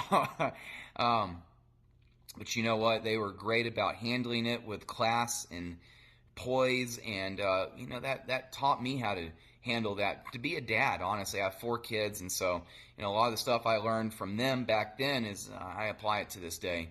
So when I left the farm, you know, it was tough. I decided to get into drugs again and drinking. I wasn't done with that. I had a rebellious spirit still. That lasted for a few years. I got in trouble. I went to jail. I had an unopened Corona bottle busted over my face, broke these bones into 18 pieces, and they had to piece my face back together. I have a scar up here, and it was just really bad. I was supposed to have lost my eyesight. I didn't. By God's grace, I can see today. You know, by the time I was 21, I woke up, decided I wanted to do some of the stuff I had learned at the farm, and that was work hard, you know, be a man, right? Go take care of my business, get a job, be employed, you know, be a dad, do the things that God intended for me to do, to be great. And today, that's what I do. You know, here I am, I'm 36, I have a business, I have employees. You know, material things don't matter, but abundance and wellness and health. You know, I work out, I climb mountains. I've gone hiking from the Grand Canyon, top to bottom and back out in a day. You know, I do great things with my life today. And I wanted to share that here because I hope that you can hear that and realize that, you know, you can do great things with your life too. Because I can assure you, back then when I was at Happy Hills, I did not think my life was worth anything good. I thought that I was broken and my spirits were broken, and I came from a broken family. And not to beat a dead horse, but I sort of shared about that earlier.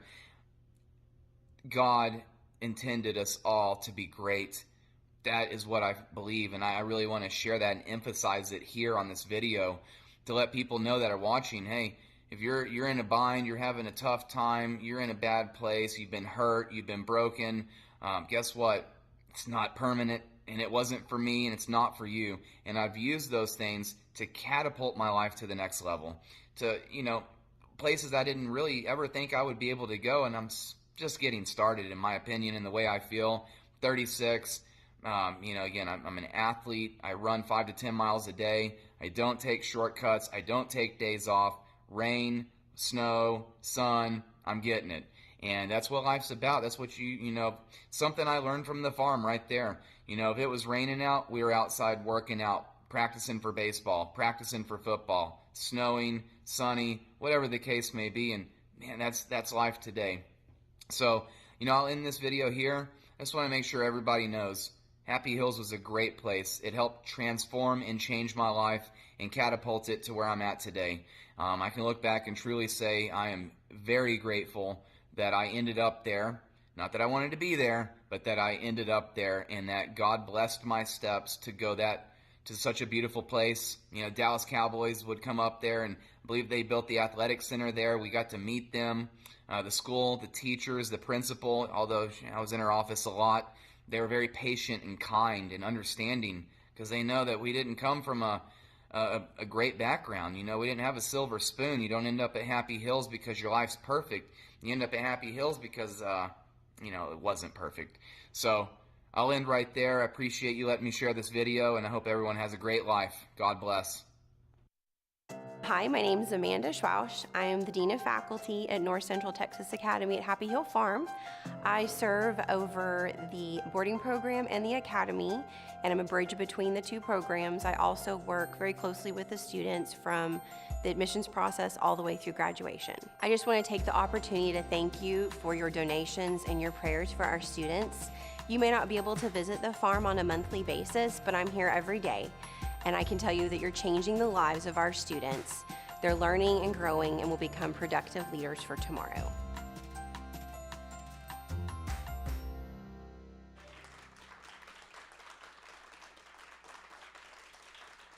We've had a couple great questions, and one of them I'd like to answer right now from Christina. She said, what is the current enrollment? We are currently right under 200 students, half board here and half come from the community as day students. That's where we're at right now. And I talked earlier about the 3 distinct groups that we have and how they get along together and what the program looks like right now. And it's just an exciting time, honestly, to be a part of the school and to see the kinds of students who are here and their potential, and then to see the alumni over the last couple of years. I think you're going to be surprised later on to see what some of these kids are up to. It's just amazing. College careers, and then the companies and the businesses that they've been a part of are absolutely incredible. We're really proud of them. We're excited because, again, I said at the beginning of the broadcast, this ministry is not, when you give, when you pray, you're giving and praying for specific kids.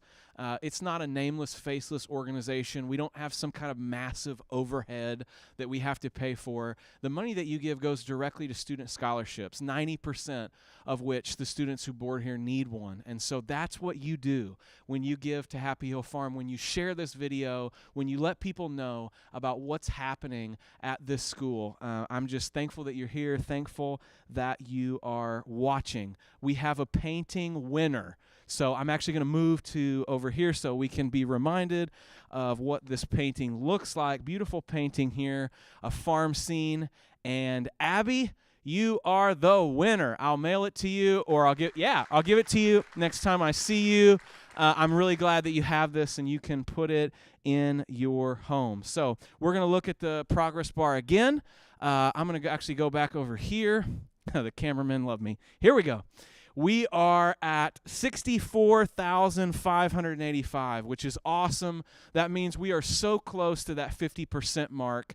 And so, again, when we talk about giving, when we talk about donations, the general operating fund that funds the campus is 90% scholarships. It's the educational expenses, the food expenses, the clothing expenses, and the staffing expenses to take care of the students at Happy Hill Farm. We're proud to run those kind of ratios as a nonprofit, and we are grateful to you for giving. I'm going to walk back over here. As a reminder, you can visit happyhillfarm.org/telethon to give, or if you'd rather call to pledge, you can call 817-953-4204. Up next, we have a very unique video, a day in the life of a Happy Hill Farm student. I'm excited about it. Our choir is actually in the house right now. They're about to come on stage in a little bit. I'm excited for you to hear them. And don't forget about our third raffle. We just gave away this painting, but our third and final raffle, unless we hit that 150 mark and give away that Cowboys package, is a brand new iPad Air. So engage with this, share it, like, comment, and you'll be entered to win that raffle. So let's watch what it's like a day in the life of a Happy Hill Farm student.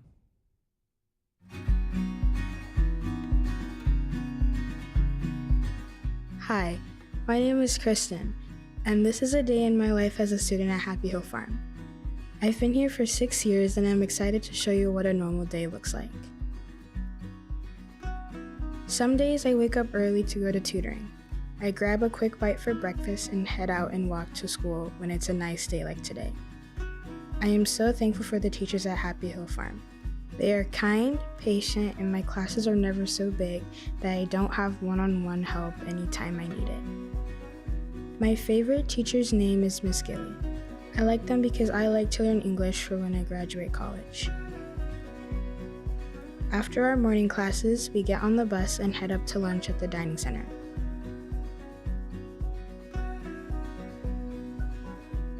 I enjoy sitting with my friends and catching up on what's been going on with them. My favorite afternoon class is biology with Mr. Garver. In the evening, we eat together as a family every night on campus.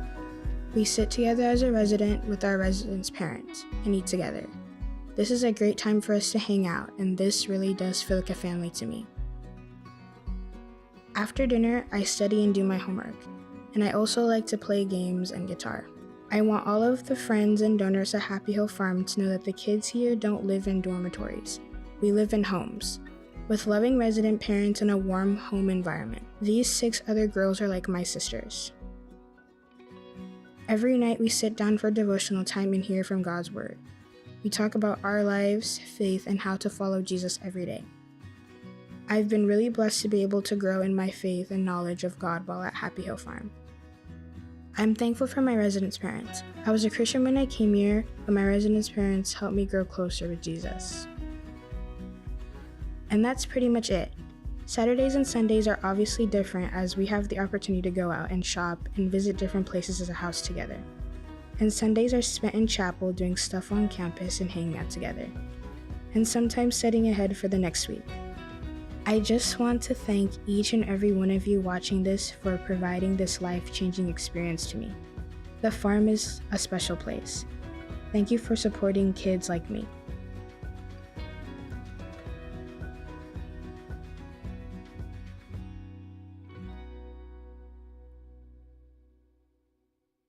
Hi, I'm Katie, and I'm going to show you how to make our Happy Hill Farm birthday cake. Here are all the ingredients you're going to need. 1 cup and 2 tablespoons of unsalted butter, 3 cups of granulated sugar, 3 large eggs, 1 tablespoon of vanilla extract, 4 cups of all-purpose flour, 1.5 teaspoons of baking soda, 1.5 teaspoons of baking powder, 1.5 teaspoons of salt, 2 cups of buttermilk, ½ cup colorful sprinkles, these are my favorite. Grease and flour the sides and bottom of 3 8-inch or 9-inch baking pans. In a large bowl, beat butter until smooth. Add sugar and beat until well combined. Add eggs 1 at a time. Stir in vanilla extract. In a separate bowl, whisk together flour, baking soda, baking powder, and salt. Using a spoon or spatula, add about 1/4 of the flour mixture to the butter mixture and stir until just combined. Add about 1/3 of the buttermilk and stir until combined. Flour, buttermilk, you get the idea. And now, my favorite, the sprinkles. Evenly divide batter into prepared pans. Bake at 350 degrees for about 30 minutes. Allow to cool in pans for 10 minutes. Don't rush the frosting. Now, choose whatever frosting you'll like. I like chocolate. Add icing in between each layer, then finish it off with as much icing as possible. I like to top off my cake, well, you guessed it, sprinkles. This is good.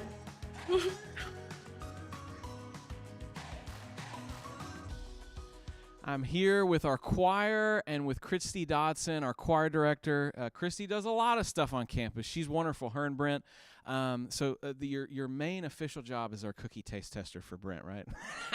Not really. She's our choir director. She does drama, elementary music, photography. For those of you who follow us on Facebook, all those beautiful photos that you see of the campus, Christy takes, and a lot of them are actually taken by students in her class. And so some of these kiddos behind me you may recognize from our choir tour this year. If we came to your home or your business during the Christmas season, you may recognize them. I'm excited for those of them that aren't seniors to do it again in December of 2022 and to see you. But they're excited to be here, and Christy's going to direct them in 2 songs, and I'm excited for them to share these with you today.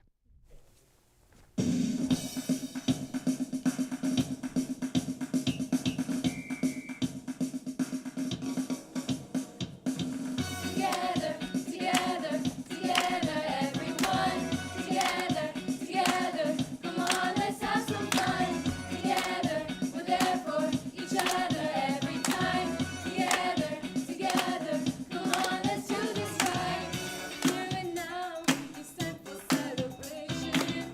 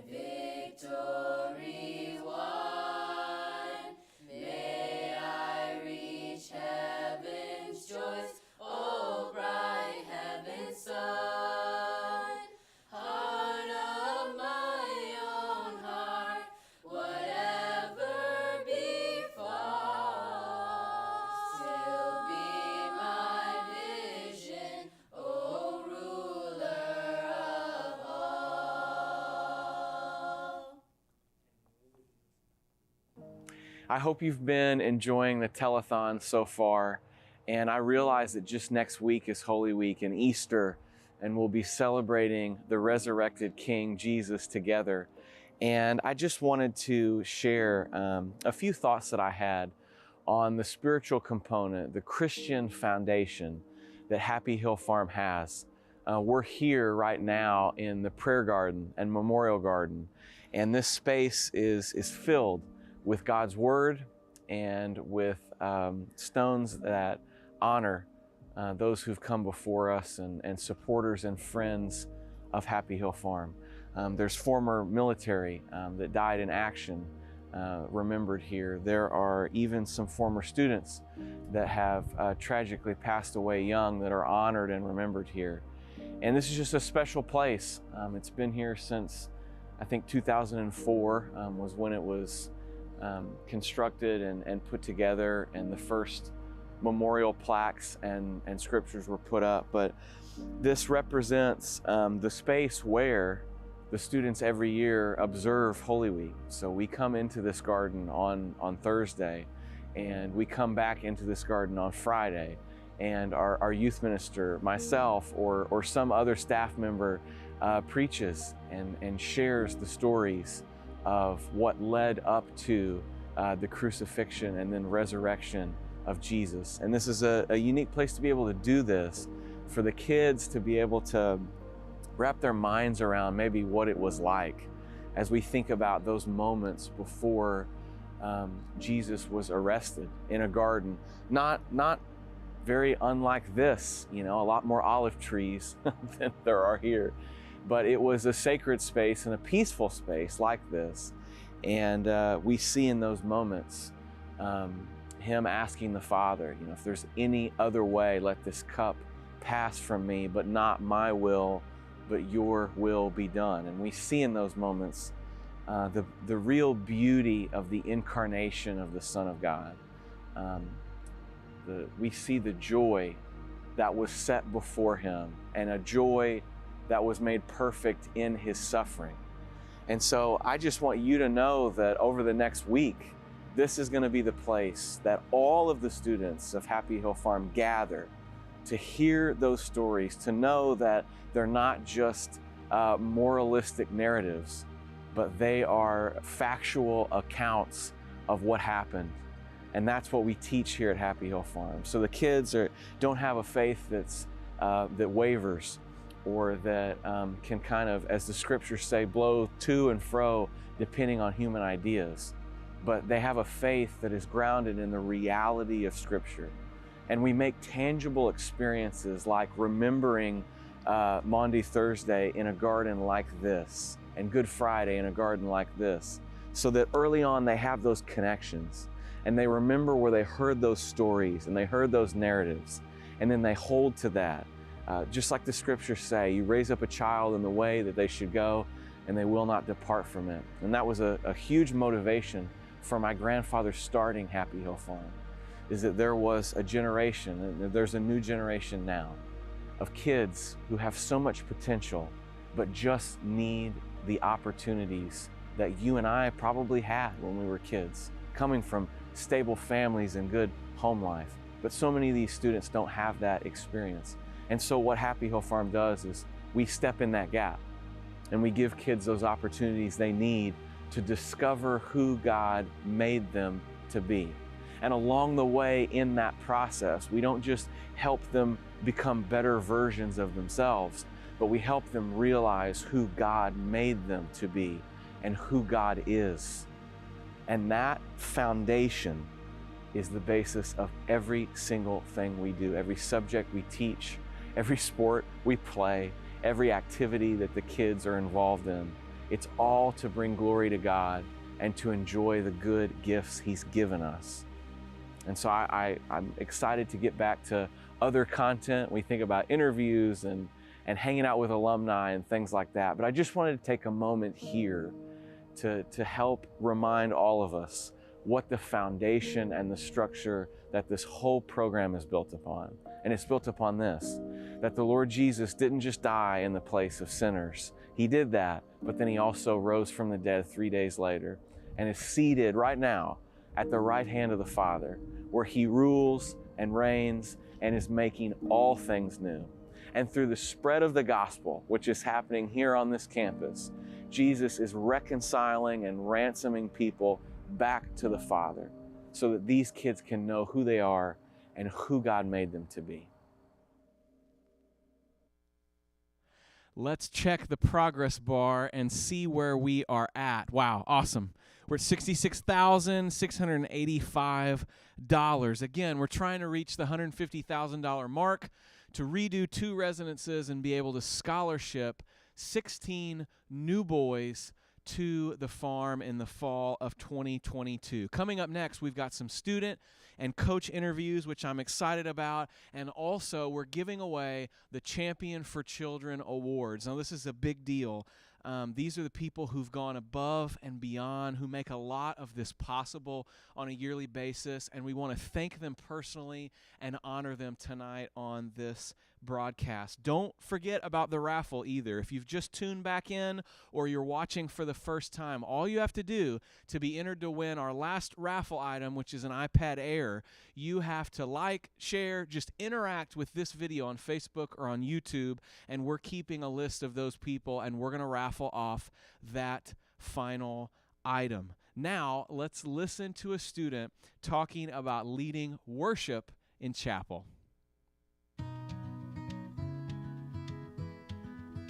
Hi, my name is Bella and I lead worship here on Wednesdays at Happy Hill Farm. I have been at the school since last year, but this is my first year in person. And we started the praise band about the beginning of the year, but me and my friend Emily sent Miss Dotson an email because we were in a band together at church and we just thought it would be cool to have it at school. It's good in the way of being involved in the school, especially because, you know, being newer, like kind of like getting to know everyone, but also you have to get up early to be here, and mornings aren't really my thing.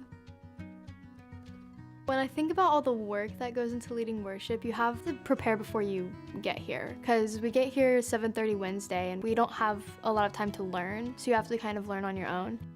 And all of the kids in our, band are really talented, so it just kind of comes together whenever we're all in the same setting. We've practiced and you just put it together and it fits. My past school was not really, we had chapel, but it was the whole school and there was no connection there. We had a lot of different people come in that we didn't know. It's good to hear from Coach so that we all are comfortable with the person talking, and it's not like we have just a random person every week. It wasn't a priority at our last school, and here I feel like it's something that everyone really aims to just make good and comfortable, especially with, students from all over that are wanting to learn about God and get closer with Him. And I think it just kind of helps because whenever we're all singing together, any other worries or stresses just kind of go away because we're all in the moment. And everyone is just really there to focus on worshiping God and hearing from His Word. I get to hear about God here every day, and then I go to church and I'm like, oh, well, that's cool, because I learned that last week. It's just kind of full circle for me because I like going from, a school where God is implemented into the lesson, and I go to church and I get to hear it again, and it's just fun.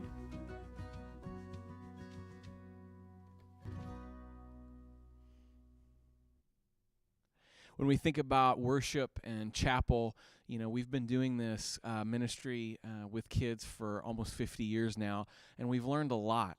And I spent a lot of time here as the youth pastor during the last few years of my grandfather's life. And one of the things that I learned is a lot of the materials available for teenagers centered around apologetics, which is wonderful. Kids need to know the reasons to believe and the historical accuracy of the Bible and all those things. But I sought out to write a book that addressed something that is not very often addressed, which is the desires of the heart in teenagers and idolatry. And so I'm excited to announce this book that I just completed and will be available on Amazon and on our website very soon. It's called Jesus is Better: Idolatry, Temptation, and the Challenge of Being a Teenager in a Disenchanted World. It's 20 devotionals for teens and parents and leaders.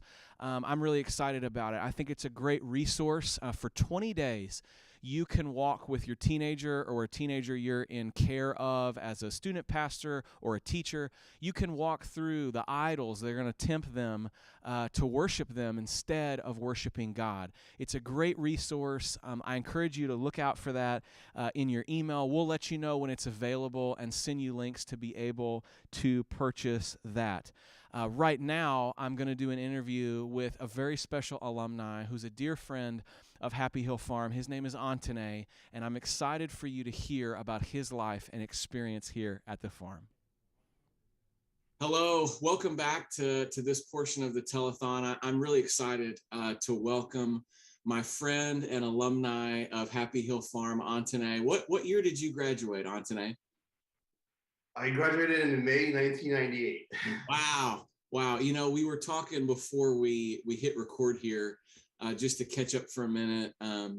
It just seeing Antone, really, it just takes me back. If we're able to put a picture up on the screen here, we'll show he and I 20-something years ago, and then also he and my sister Amanda too, who you will hear from later on in this telethon. But he's a good friend and a good brother, and it's been amazing to kind of see what he's done in his career and the personal accomplishments he's had and the beautiful family that he has. And I just wanted for you to be able to meet him and hear from him about his experience at Happy Hill Farm, so that we can kind of set a baseline of the reality that we're about to enter our 50th year of ministry and educating students. And so we have got just thousands of folks all over the planet, all different ages now, that have had great success. And we want to be able to brag on them and to be able to say, look at the amazing success of these individuals. And when I thought back to who graduated, a while back, I thought about Antone. And so Antone, it would be really helpful, just kind of introduce yourself and talk about your maybe your early years at the farm and what you experienced, and then we can talk about your career and your life, because I've always been impressed by what you've been able to do, brother. So yeah, introduce yourself and talk to the donors here for a minute. Sure, absolutely. Thank you so much, Lucas.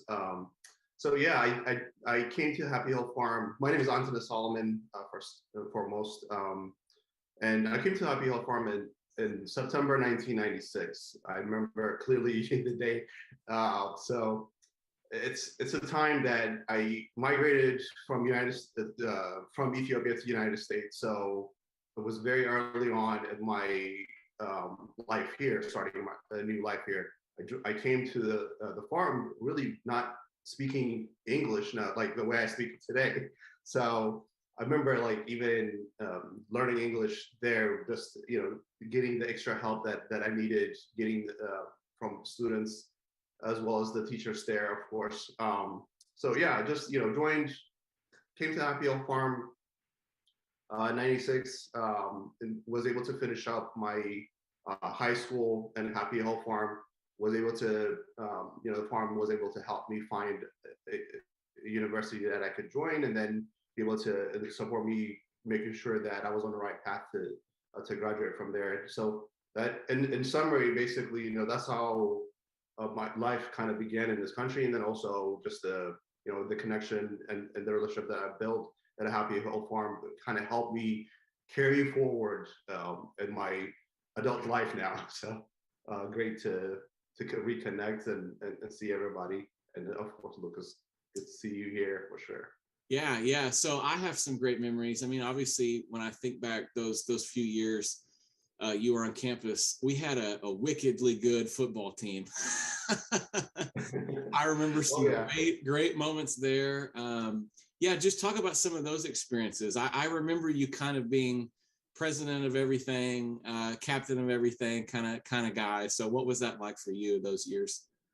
It was one of the most enjoyable things, and to this day I still talk about it, believe it or not. It's like not so long ago I found a newspaper from the Hood County newspaper that we wanted our Happy Hill Farm won the first district game, and I know since then you guys have won we've won many titles now, right? Yeah. Oh, yeah, a lot.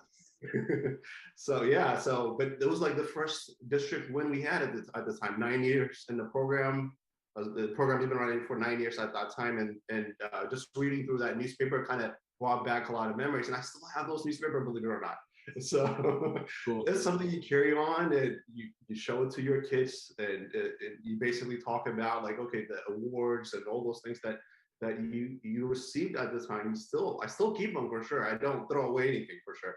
Yeah. So awesome. yeah.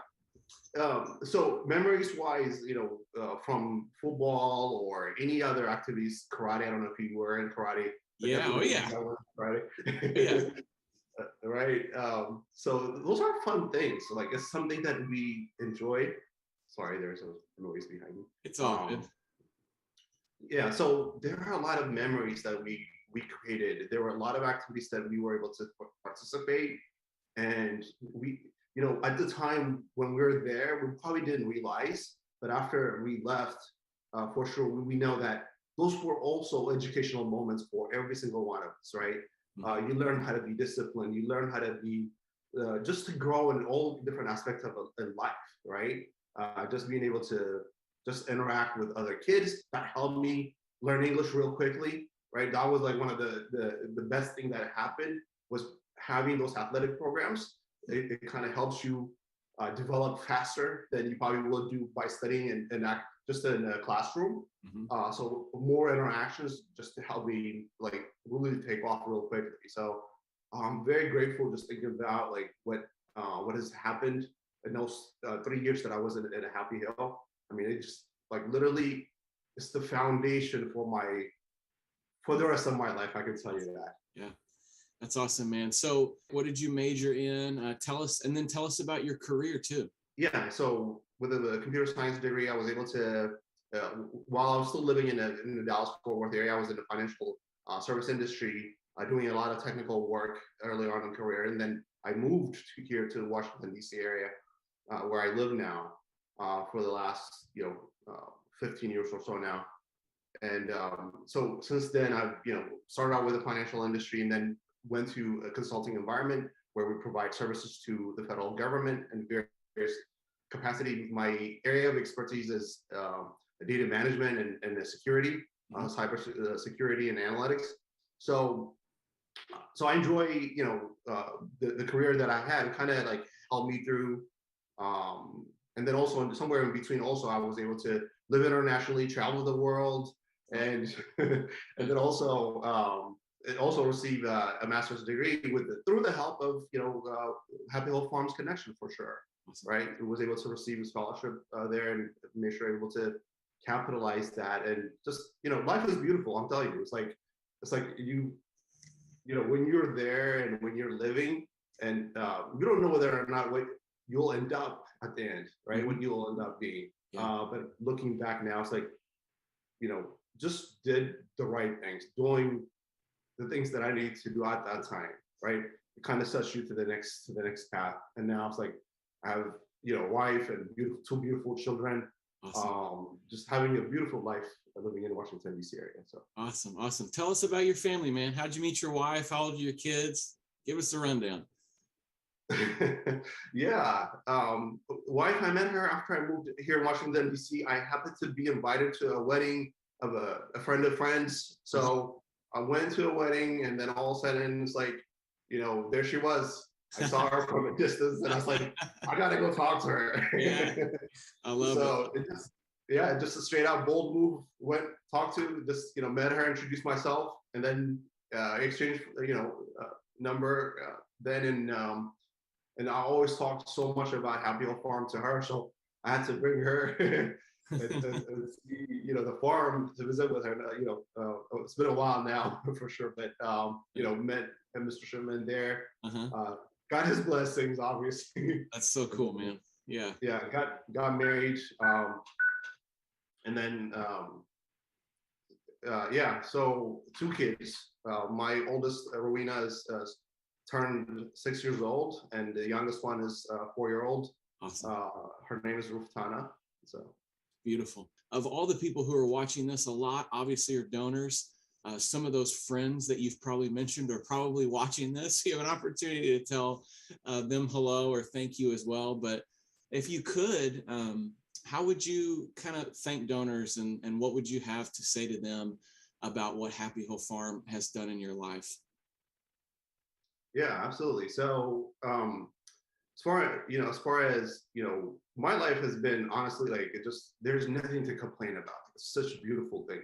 Like not knowing exactly where you'll end up in life, was able to very lucky to be to find a school that I didn't have to worry about anything else in life, but just my academics and just living there. Like we needed that in that age range that I was in, for sure. Like I needed that atmosphere.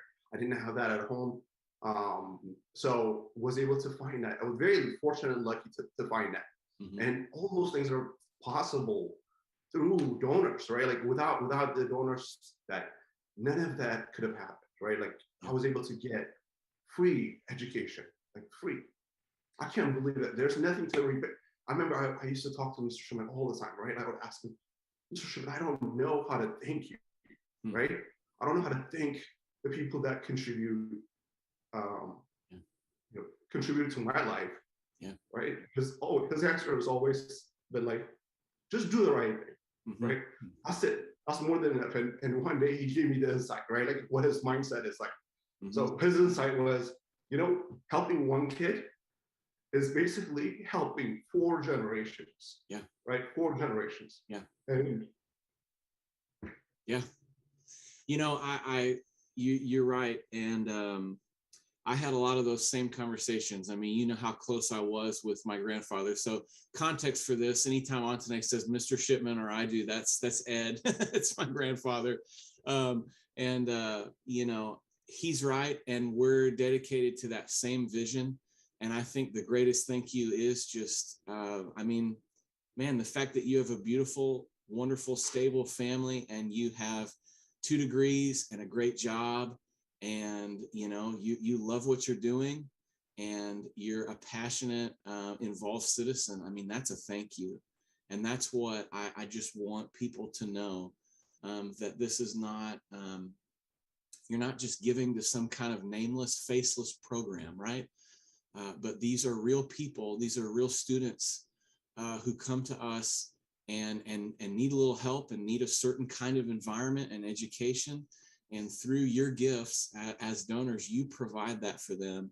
And this is what we hope. Antone is who we hope for every single student that comes in and graduates for Happy Hill Farm. That my prayer, every graduation, when I give the commencement or the sermon, whatever you want to call it, it's probably more of a sermon than it is a commencement speech. But when I give that and I pray for the kids, I always hope 20 years down the line, I can have a moment like this and see a beautiful family and a great job and a happy person, because that's the point. That's why we do what we do.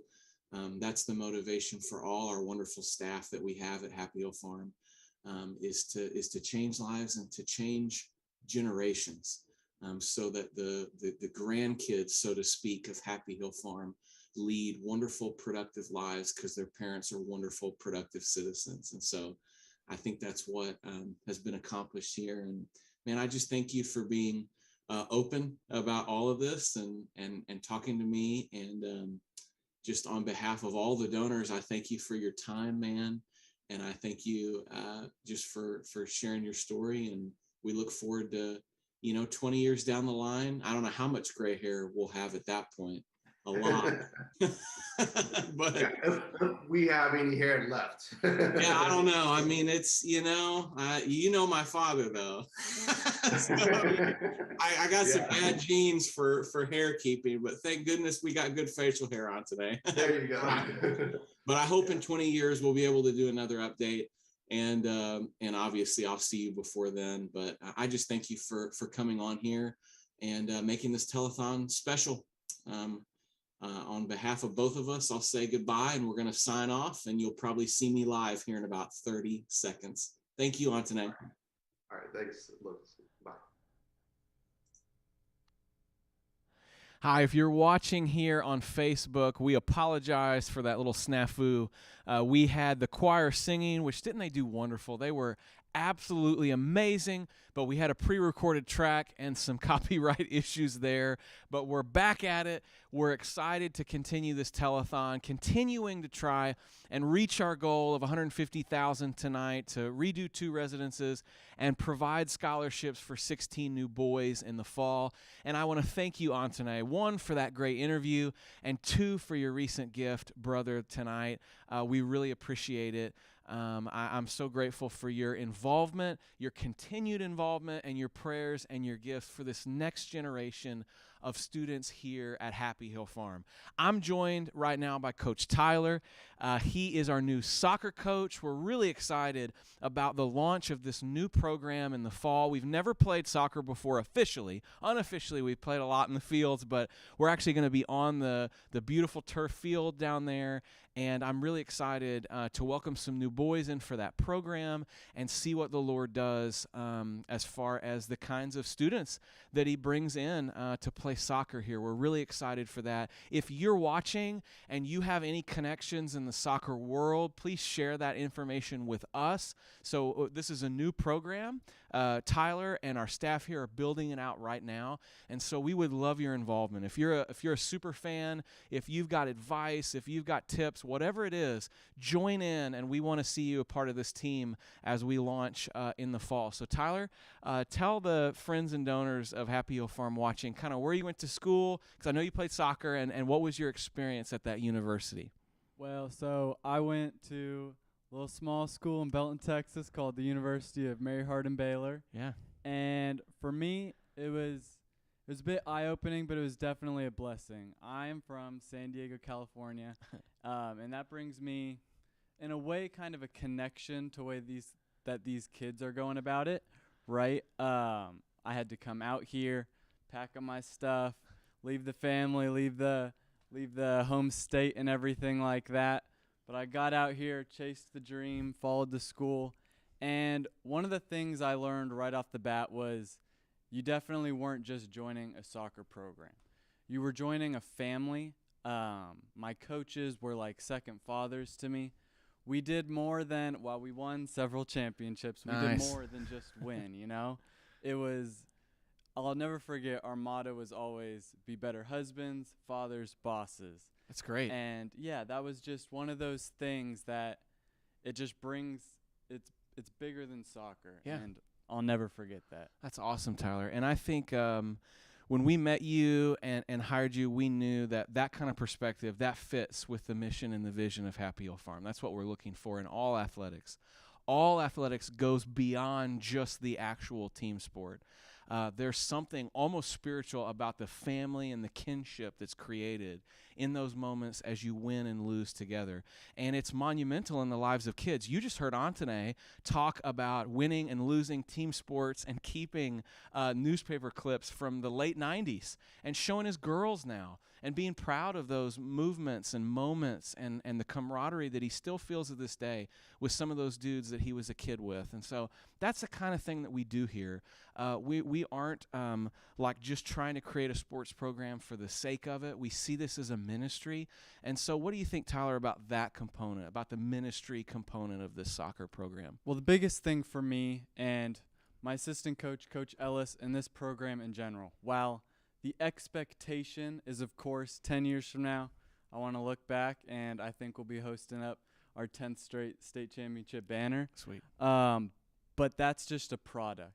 The purpose, the mission of this program is that all these kids are going to come here with dreams, right?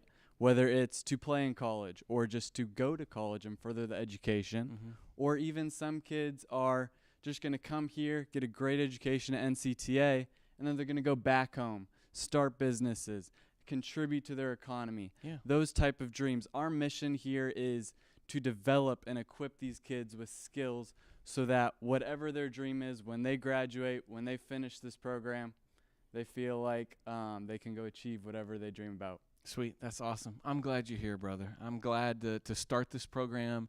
The coach and assistant coach are awesome. And, man, look forward to reading more and seeing more Facebook posts about our soccer program. It's exciting. We've never done it. It's going to be cool. And we're excited to have you, Tyler. So thanks for being here. And, yeah, we'll be back in a few minutes. Thanks, brother. Yes, sir.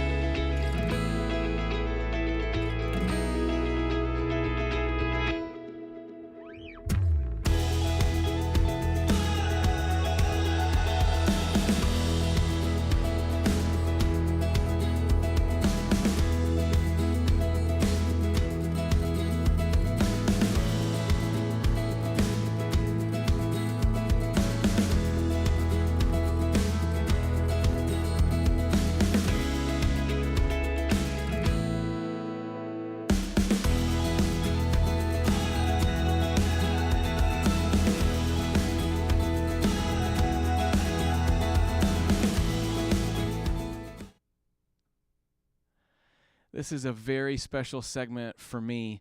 A couple weeks ago, Mrs. Wilcox, Mr. Wilcox's girlfriend, as he likes to call her, reached out and shared with me an opportunity that they're making available for the students of Happy Hill Farm. Mr. Wilcox has been with us how many years? Going on 23. 23 years of education as a math instructor, the upper level math at North Central Texas Academy. He has been a tremendous blessing to hundreds of students and staff members and is retiring this year. And in celebration of that retirement, he and his wife are starting a scholarship fund for the education, specifically the math and STEM education of students for years to come. So I just want to first of all celebrate that you guys, after, combined probably almost 40 years of teaching at the academy, felt like it was a good place to give an educational scholarship, and it's just a beautiful thing. What was my nickname? Do you remember? Sure, Skywalker. Skywalker. Every single student, and if you're watching this and you know Mr. Wilcox, every single student for the last 23 years he's given a nickname to, and he remembers all of them. I have a fun memory I wanted to share. This is going to date us a little bit, but back when we were in the old school, you remember we had no dry erase. It was still chalk and chalkboards. Yeah. And I remember one time you threw a piece of chalk and were able to roundhouse kick it and nail it to the point on the chalkboard where the answer to the equation was. And that's forever permanently burned in this young punk's mind of what Mr. Wilcox could achieve physically and mentally on mathematics. I've always been a humanities guy, but I thank you just personally for really helping me and Mrs. Wilcox too, to just get through that period of life that I was in, to love and shepherd me like you have for so many kids, and your patience and your consistency. It's why you're here. It's why I want to celebrate this man, because there's just not a lot of people that can do that and do it for this many years and change the lives of this many kids through math. When you look at our alumni over the last 10 years, some of these kids work at Google. Some of these kids are programming for major companies because of this man's love and care and support. And I want to celebrate him tonight. And Mr. Wilcox, I have a few videos sent in from kids that I want to play for you as a thank you for your retirement. Hi, Mr. Wilcox. It's Ogden, a.k.a. Panache Siachitama. Mr. Wilcox, I just want to, from my heart, tell you thank you I'm so grateful for you. I'm so grateful for the time you took out, for early morning tutorials, in-class sessions, and just the random stories and instances that pertain to what we were talking about in our random discussions. It's been a blessing. You've been a blessing. You and Miss Wilcox, of course. But today is for you. I just want to give you the blessing for this next phase of life. Thank you for just implanting and just giving the skills necessary for success, especially in a lot of analytical topics, especially in math. It's helped me tremendously in architecture, and I just wanted to let you know that I really appreciate you and the time you invested in your students. And I just want to give the blessing. I'm always praying for you all, and I just pray that you enjoy this next phase with your family, and you stay safe and well. Thank you so much, and I'll see you. Hello, Mr. Wilcox. I don't know if you remember me. My name is Esther Dancy. I was in the 2015 class at NCTA. I just want to say thank you for all that you do. I really enjoyed my time at NCTA, especially attending your class. It was always fun. You made difficult concepts so easy, and you were very understanding of your student. So thank you so much. And I wish you all the very best as you go forward with the next stage of your life. So far, you've impacted so many students, and they're out there in the world doing great things. So currently, I am at the University of North Carolina in Chapel Hill. I'm getting my master's in public health with an emphasis as a registered dietitian. I'll be completing my studies in less than 2 months, in May. So all this is possible with instructors and teachers just like you. So thank you for being so genuine with your time, and just for being there to support students throughout the way. I appreciate you, and I'm sure a lot of other students appreciate your work as well. Thank you. Hi, Mr. Wilcox. It's been so long. How have you been? I've been doing great. I graduated from Georgia Tech last year with computer science and economics degree, so apparently you made me love math a little too much. I've been working for Google since then, and when I got the job offer, you were literally the first one came to my mind for all the trust and support you showed me when I started my journey in the States. Actually, I sent you a message on LinkedIn back then, so you should check. I miss you and all your better works that I enjoyed. Congrats on your retirement after decades as an inspiring educator, and hope you enjoy your next phase of life. By the way, yo también he aprendido español viajando en España y Sudamérica. Estoy en Quito, Ecuador ahora, de donde Anthony es. Stay healthy and happy, and I hope to visit you sometime soon. Ciao.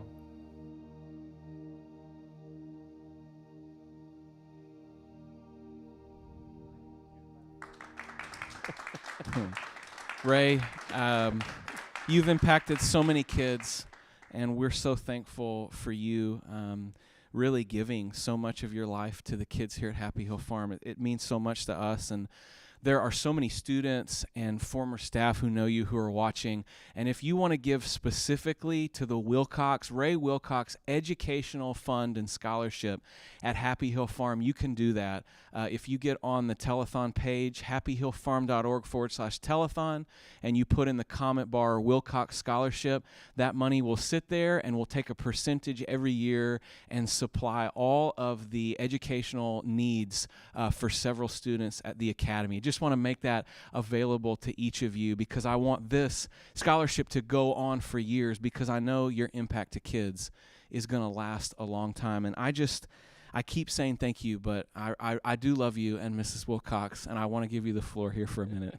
Well, I love your grandfather. He inspired me, and he inspired me to feel the Holy Spirit walking with me and seeing it and seeing the miracles of the Holy Spirit. And all my classes, they know the most important thing they can do is to have the Holy Spirit by their side and walk with the Holy Spirit for the rest of their life. So it's been fun. That's the good thing about being spiritual, is you can have a lot of fun and be yourself, and I'm crazy and I love it, and you're crazy and I love you too. Yes, I love you, brother.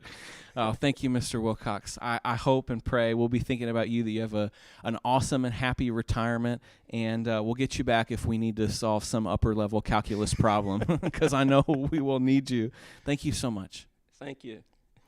We are going to now see a wonderful update on one of our former students, one of Mr. Wilcox's students. She is now a single resident parent here at Happy Hill Farm, and her name is Corday. Enjoy this update. Last year on our telethon, I introduced you to Corday, who at the time was a graduate of Happy Hill Farm and had just graduated college. And we got some video of her returning to say hi to students that she had been in school with and staff that she had known. And we're back here with an update on Corday. Corday is now a single resident parent here at Happy Hill Farm. She's actually the first student ever to return to become a resident parent. We've had a couple students come back and become teachers, but never a resident parent. And I'm super proud of her and just her progress in life. And so, Corday, just tell us a little bit about when the opportunity came up to become a resident parent, why you wanted to do that. Oh, I was very, very excited because I've really looked forward to doing it at some point in my life. Just being here on the farm, just the way the resident parent poured into my life, I wanted to do something like this. And then when you told me like, hey, Corday, do you want to go work on the farm? I was like, yes, I do want to go. Like I said, it's never happened before. This is a really unique circumstance of Corday graduating college and then coming back here to be a single resident parent. But, you know, a lot of these girls in this house particularly are international students. And so Corday is able to really help them with their maturation and all their goals in life in a really specific way because that's her background, right? She came here as a student from Nigeria and went through the program and graduated. And so for her to be one of the main people who pours into the lives of these 8 girls is a big deal and a real blessing. It really is. We're glad that Corday's back. So Corday, what's been your favorite part so far of being back and then being a resident parent? How has it been different from being a student? Oh, there's a lot. But it's just being able to pour out to the girls. I feel like that's my real, the most exciting part of the program. Just because I know these people come from a different background and they don't really understand. I feel they don't understand that people understand them. Yeah. Like especially being American, it's like different culture, and then I'm here and I kind of understand. I'm not saying I'm the same. I'm really in their shoes, but I totally understand being an international and missing home and just waking up with them and just loving them, especially in a godly way, is something that I really, really enjoyed a lot. I've heard so many good things about your work here and what you're doing from the Gants, your supervisor, and then from the girls. And they all are, even Lindsay, when we were in here she was doing like a walkthrough of the house, she was talking about breakfast.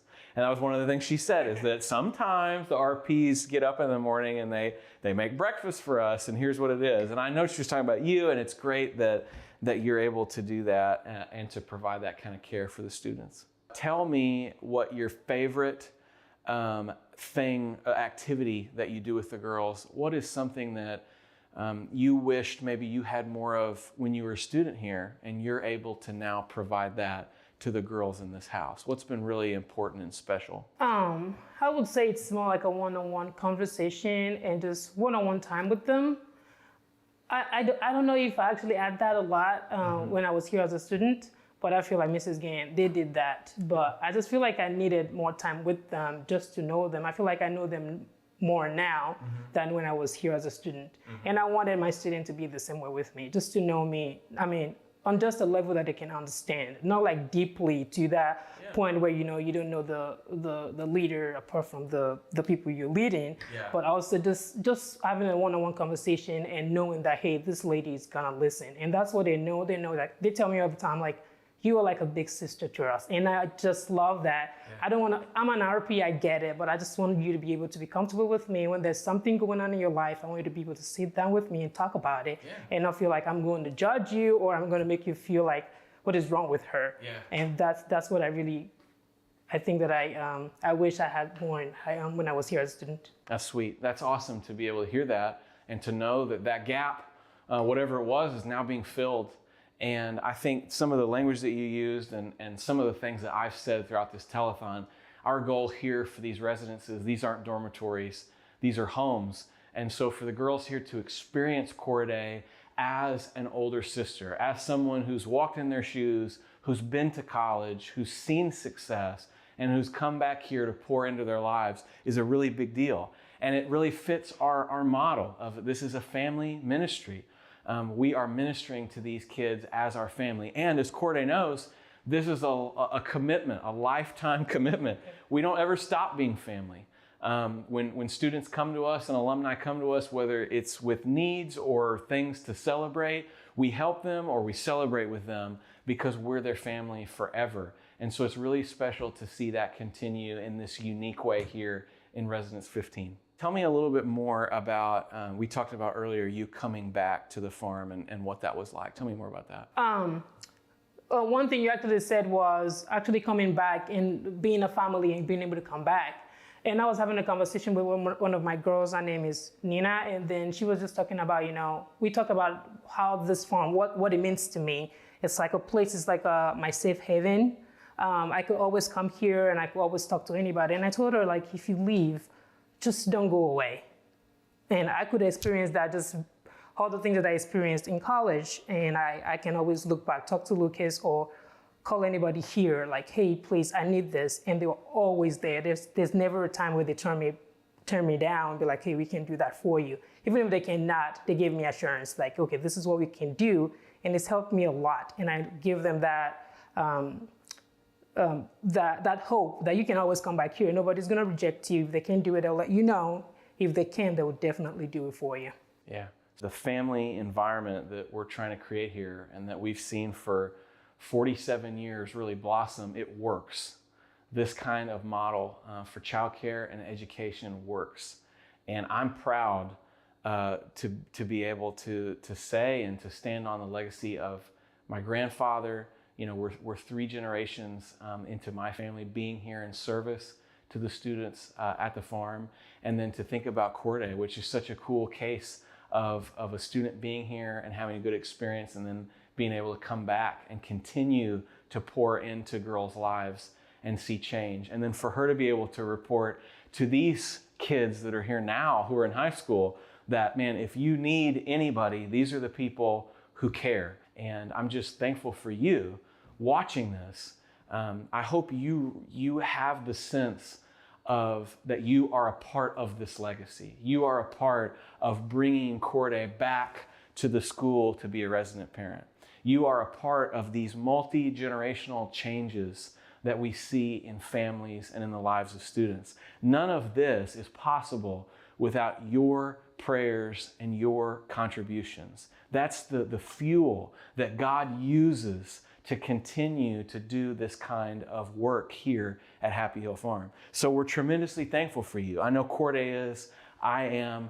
It's just amazing to be able to look at what God has done and realize that it's all made possible because He's called people like you to pray and to contribute to this mission.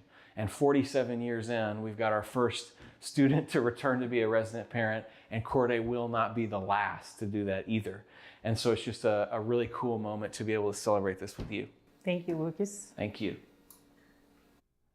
I celebrate God's work in Corday's life, and it's just great to see that update from her. It's also amazing to see on Facebook and YouTube the comments coming in about Mr. Wilcox and his impact on kids.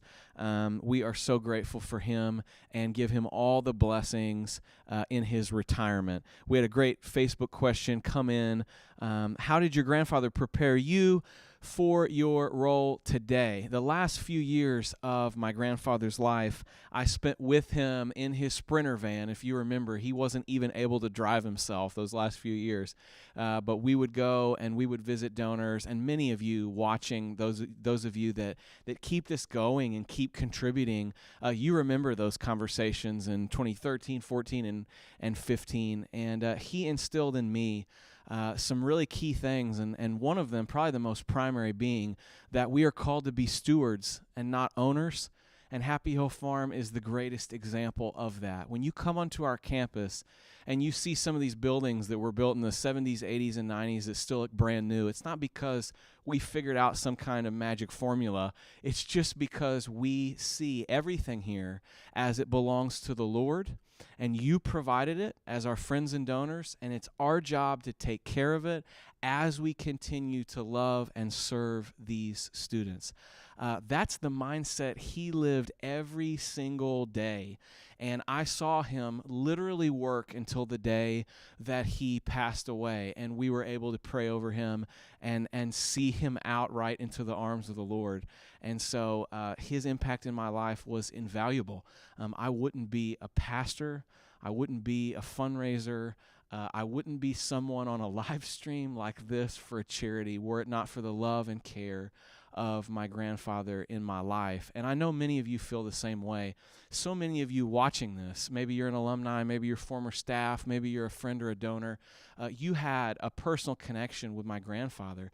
You may have felt like he was your pastor, your spiritual father or grandfather. And that's the legacy. Those are the shoes that we've all been called to fill here. And I'm proud to be able to say that my entire family is still here working hard at Happy Hill Farm.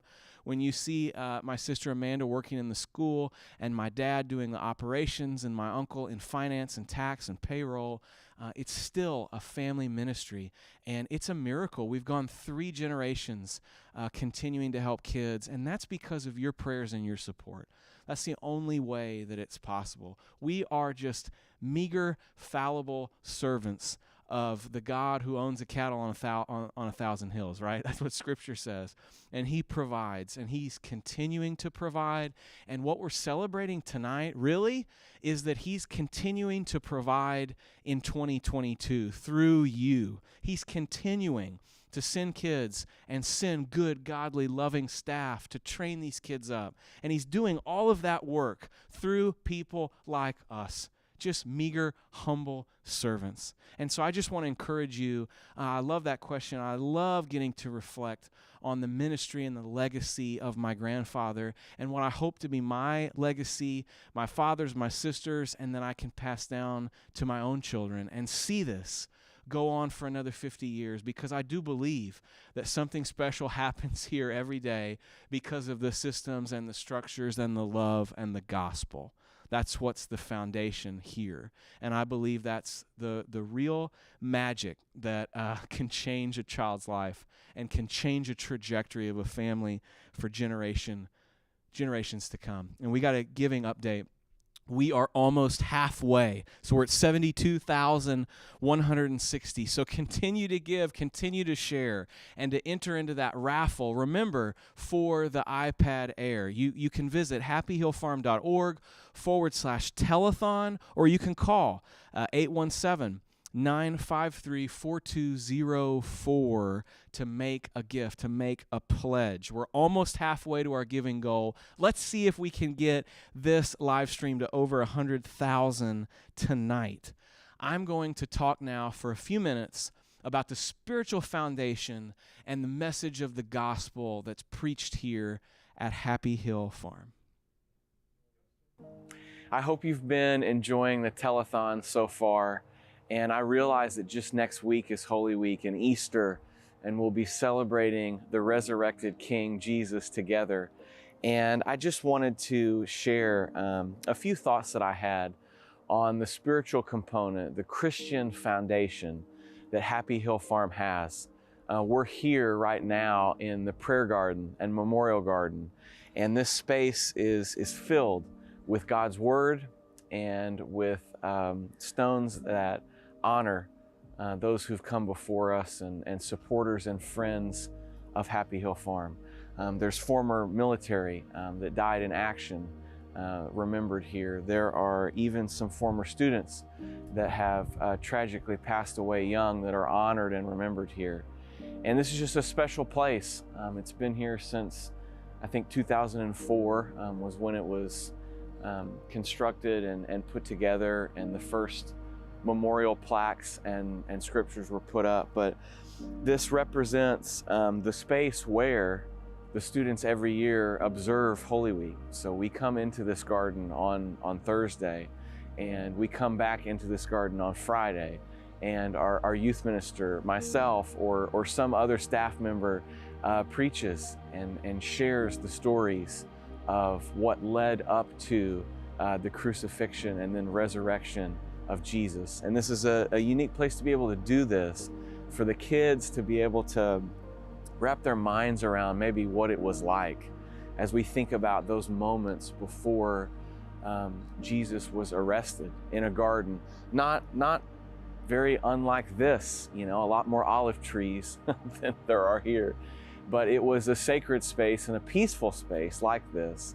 And we see in those moments him asking the Father, if there's any other way, let this cup pass from me, but not my will, but your will be done. And we see in those moments the real beauty of the incarnation of the Son of God. We see the joy that was set before him, and a joy that was made perfect in his suffering. And so I just want you to know that over the next week, this is going to be the place that all of the students of Happy Hill Farm gather to hear those stories, to know that they're not just moralistic narratives, but they are factual accounts of what happened. And that's what we teach here at Happy Hill Farm. So the kids don't have a faith that wavers, or that can kind of, as the scriptures say, blow to and fro depending on human ideas. But they have a faith that is grounded in the reality of Scripture. And we make tangible experiences like remembering Maundy Thursday in a garden like this, and Good Friday in a garden like this, so that early on they have those connections, and they remember where they heard those stories and they heard those narratives, and then they hold to that. Just like the scriptures say, you raise up a child in the way that they should go, and they will not depart from it. And that was a huge motivation for my grandfather starting Happy Hill Farm, is that there was a generation, and there's a new generation now, of kids who have so much potential, but just need the opportunities that you and I probably had when we were kids, coming from stable families and good home life. But so many of these students don't have that experience. And so what Happy Hill Farm does is we step in that gap, and we give kids those opportunities they need to discover who God made them to be. And along the way in that process, we don't just help them become better versions of themselves, but we help them realize who God made them to be and who God is. And that foundation is the basis of every single thing we do, every subject we teach, every sport we play, every activity that the kids are involved in. It's all to bring glory to God and to enjoy the good gifts He's given us. And so I'm excited to get back to other content. We think about interviews and hanging out with alumni and things like that. But I just wanted to take a moment here to help remind all of us what the foundation and the structure that this whole program is built upon. And it's built upon this, that the Lord Jesus didn't just die in the place of sinners. He did that, but then He also rose from the dead 3 days later and is seated right now at the right hand of the Father, where He rules and reigns and is making all things new. And through the spread of the gospel, which is happening here on this campus, Jesus is reconciling and ransoming people back to the Father so that these kids can know who they are and who God made them to be. Yes, one of the segments that was missed when we were cut off on the other feed was the announcement of this new book. I wrote this. We just completed it. It is a product of many years of ministry here to the kids at Happy Hill Farm. It's called Jesus is Better: Idolatry, Temptation, and the Challenge of Being a Teenager in a Disenchanted World. It's 20 devotionals for teens, families, and leaders, and it was kind of birthed out of the reality that a lot of student ministry materials were apologetic in nature, which is great. Kids need to know the foundation of the faith, the historical accuracy of the Bible. That's important. But we also need to talk about the desires of the heart and what they're going to be tempted to worship instead of worshiping God. And that's exactly what this book is about. I think it's a great resource to walk through for 20 days with teenagers to help them understand the things that draw them away from Jesus and just really enslave them, because idols bleed us dry, but only King Jesus has bled for us in our place. And so that's the foundation of this book. Check your email. We'll announce when it's available on Amazon or on our website, and where you'll be able to purchase that to give away if you're a student pastor or a teacher or a grandparent, so that teenagers can read this book and learn a little bit more about their heart and how to follow Jesus throughout their life. We're going to give away the iPad right now. Janet P. won the iPad. Let's give them a round of applause. Yeah. A brand new iPad Air. Thank you, Janet, for commenting, for being there and present on the stream throughout the night. Coming up very soon is our Champion for Children award time, where we honor the specific people that go above and beyond and create so many opportunities for students here at Happy Hill Farm.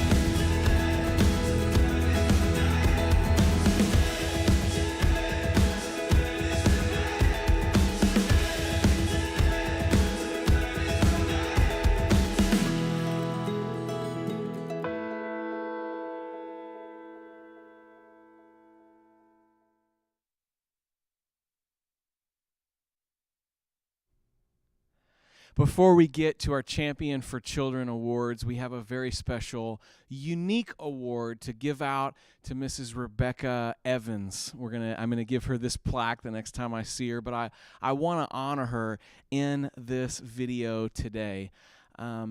Mrs. Evans, I met her originally through the Dallas Safari Club and her husband Carl. They've been faithful donors and friends of Happy Hill Farm for many years. But Mrs. Evans and her company, Evans Service Company, literally provide Christmas for the kids at Happy Hill Farm.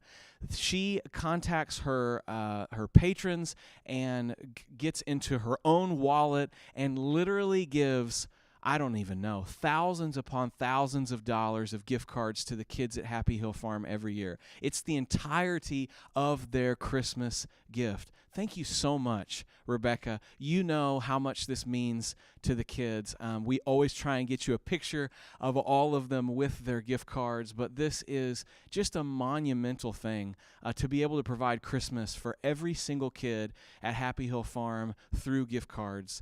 We're so appreciative of you, of your business, of all the vendors, suppliers, everybody that you're in business with, that they step up year after year and provide such a beautiful and rich Christmas to the kids at Happy Hill Farm. What a gospel legacy that is. What a truth of God's goodness that giving shows in you and Carl's life. And I just want to honor you and thank you for that gift. We're going to break for just a minute, and I will be back with the Champion for Children Award winners.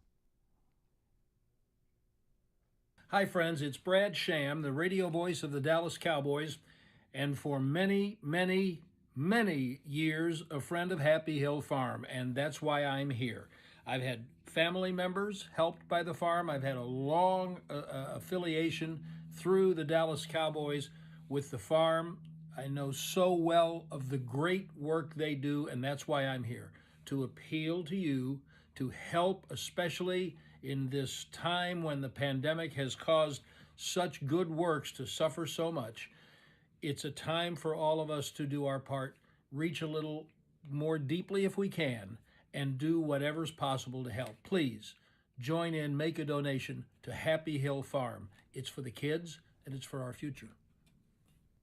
Before we get to these very special award winners, I want to make another appeal. At this point in the night, we're almost hitting the 50% mark, and it's an exciting time to be on this live stream and to see the kind of support that you guys are raising for the kids at Happy Hill Farm. Remember, get your gifts in, continue to give, happyhillfarm.org/telethon. Everything from today goes toward redoing the 2 residences and creating scholarships for the 16 new boys who are going to come in the fall of 2022. This is an exciting opportunity to give more kids that have a lot of potential but not a lot of opportunity, those opportunities that they deserve to be all God has created them to be. And the people who are very faithful and go above and beyond that are some of the few people that we're going to give the Champion for Children Award to. It's a very exclusive award, and this group has us in their estate. They think about us in family legacy planning. They're there. They've been there for decades. And because of the time and the length of the relationship, we want to honor them publicly right now on this stream. And the very first award winner is Mrs. Val Bashur. You're a dear friend of mine, Val. When I think back to when I started in this job and took over for my grandfather upon his passing, I am so grateful for the conversations that I've had in your home about everything from what we teach the kids to your beautiful perspective on life to your just your amazing legacy. Your life is incredible, what you've been able to achieve as a writer, as a woman in the 60s and 70s in the newspaper business. I just want to honor you for all that you've done. And then a part of that legacy is what we see here at Happy Hill Farm. Your gifts and your prayers through the years have provided for thousands of children. And I am so grateful and thankful to join in with you on this project that we have going right now to redo this girls' residence and be able to welcome more girls next year. It's really exciting. The stuff that you've supplied, the money that you've supplied, it's going to be a beautiful and unique residence that reflects the things that you love in life, and it's just a beautifully empowering thing for those young girls to walk in and to see someone who's been a trailblazer in the media, support them, cheer them on, and pray for them. So Val, I am so thankful for your friendship, and I just am excited to be able to give you this award and to be able to see you soon and give it to you in person. The next person I want to honor is very special as well and had a long-term relationship with my grandfather that bore so much fruit here on campus. It's Mr. Gary Martin. Gary, I can think, same with Val, those few years right after my grandfather passed away, as I was reconnecting with donors and really just sharing my vision for the next 5 to 10 years at Happy Hill Farm, you have been supportive at every step. The conversations I've had in your office about things I didn't even know about my grandfather, kids that he had helped, and other charitable things that you too were involved in the 80s and 90s is absolutely incredible. And when you look at your legacy of not just giving to Happy Hill Farm, but your support for hundreds of college students. You've made it possible for hundreds of kids to go to school, and you've made it possible for thousands of students here to experience the life-changing opportunities that God and this staff cooperatively do together. And so I thank you, Gary. I look forward to seeing you soon. I'm so grateful for your faithful giving through your foundation and all that you do to provide for the kids, really, from the moment they set foot here all the way through college. You are just a stalwart champion of the kids at Happy Hill Farm, and I honor you. Next, I want to honor Mrs. Dwan Diaz. I love our communication that we have and the way that you reflect upon the newsletters and the emails that I send. And when we planted the tree in memory of Carlos, it was such a sweet and special moment to think you have created a legacy here of giving to the kids at the farm. And just like the former people that I mentioned, thousands of kids, it's not an exaggeration, you've changed the lives of generations of children here at Happy Hill Farm through you and Carlos's giving over the last 25 years. It's just incredible to see your generosity, even in events like this. You were so quick to get in on the match, and I'm so very grateful to you and your support through the years. Everything from a golf cart to helping with payroll, everything. You're there. I know you will always answer an email or the phone, and you really believe in these kids. You really believe in this program, and that motivates me to keep going because I see the work that you and Carlos put in life, and I am just amazed by how you continue to bless others. So thank you, Dwan, and I pray and hope all the best and blessings for you, and congratulations on winning this award. And lastly, I want to honor Dr. Z. Helmer. Z, you are a faithful friend of our family. I have known you my entire life. I'm so thankful for what you've done for my family and the staff here at Happy Hill Farm. I have so many memories of hanging out with you and Brenda as a kid. Not all of them involved oral surgery either. I have great memories. You've been such a faithful help to so many students and staff and to our family, and then now you serve so faithfully on our board. I can't imagine what this campus would look like without your shaping hand over the last 20 years. You have provided so much help, so many connections, so much insight on the plans and the decisions that we make. I am forever grateful and excited to be able to give you this award, and you can hang it up in your home or your office, and we can celebrate that together. I thank you, Dr. Helmer. You and Brenda are such a blessing to me personally and to all the kids at Happy Hill Farm. You really are a champion for the children. So all of you, Val, Gary, Dwan, and Z, I want to show you a quick thank you video from the kids at Happy Hill Farm.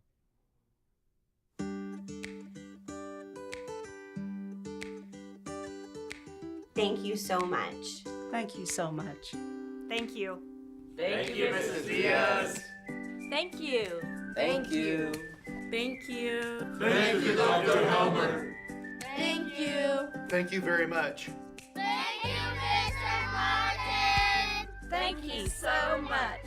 Thank you so much. Thank you, Mrs. Bashir. Thank you. Thank you. Thank you. Thank you for your generosity. Thank you for making this possible.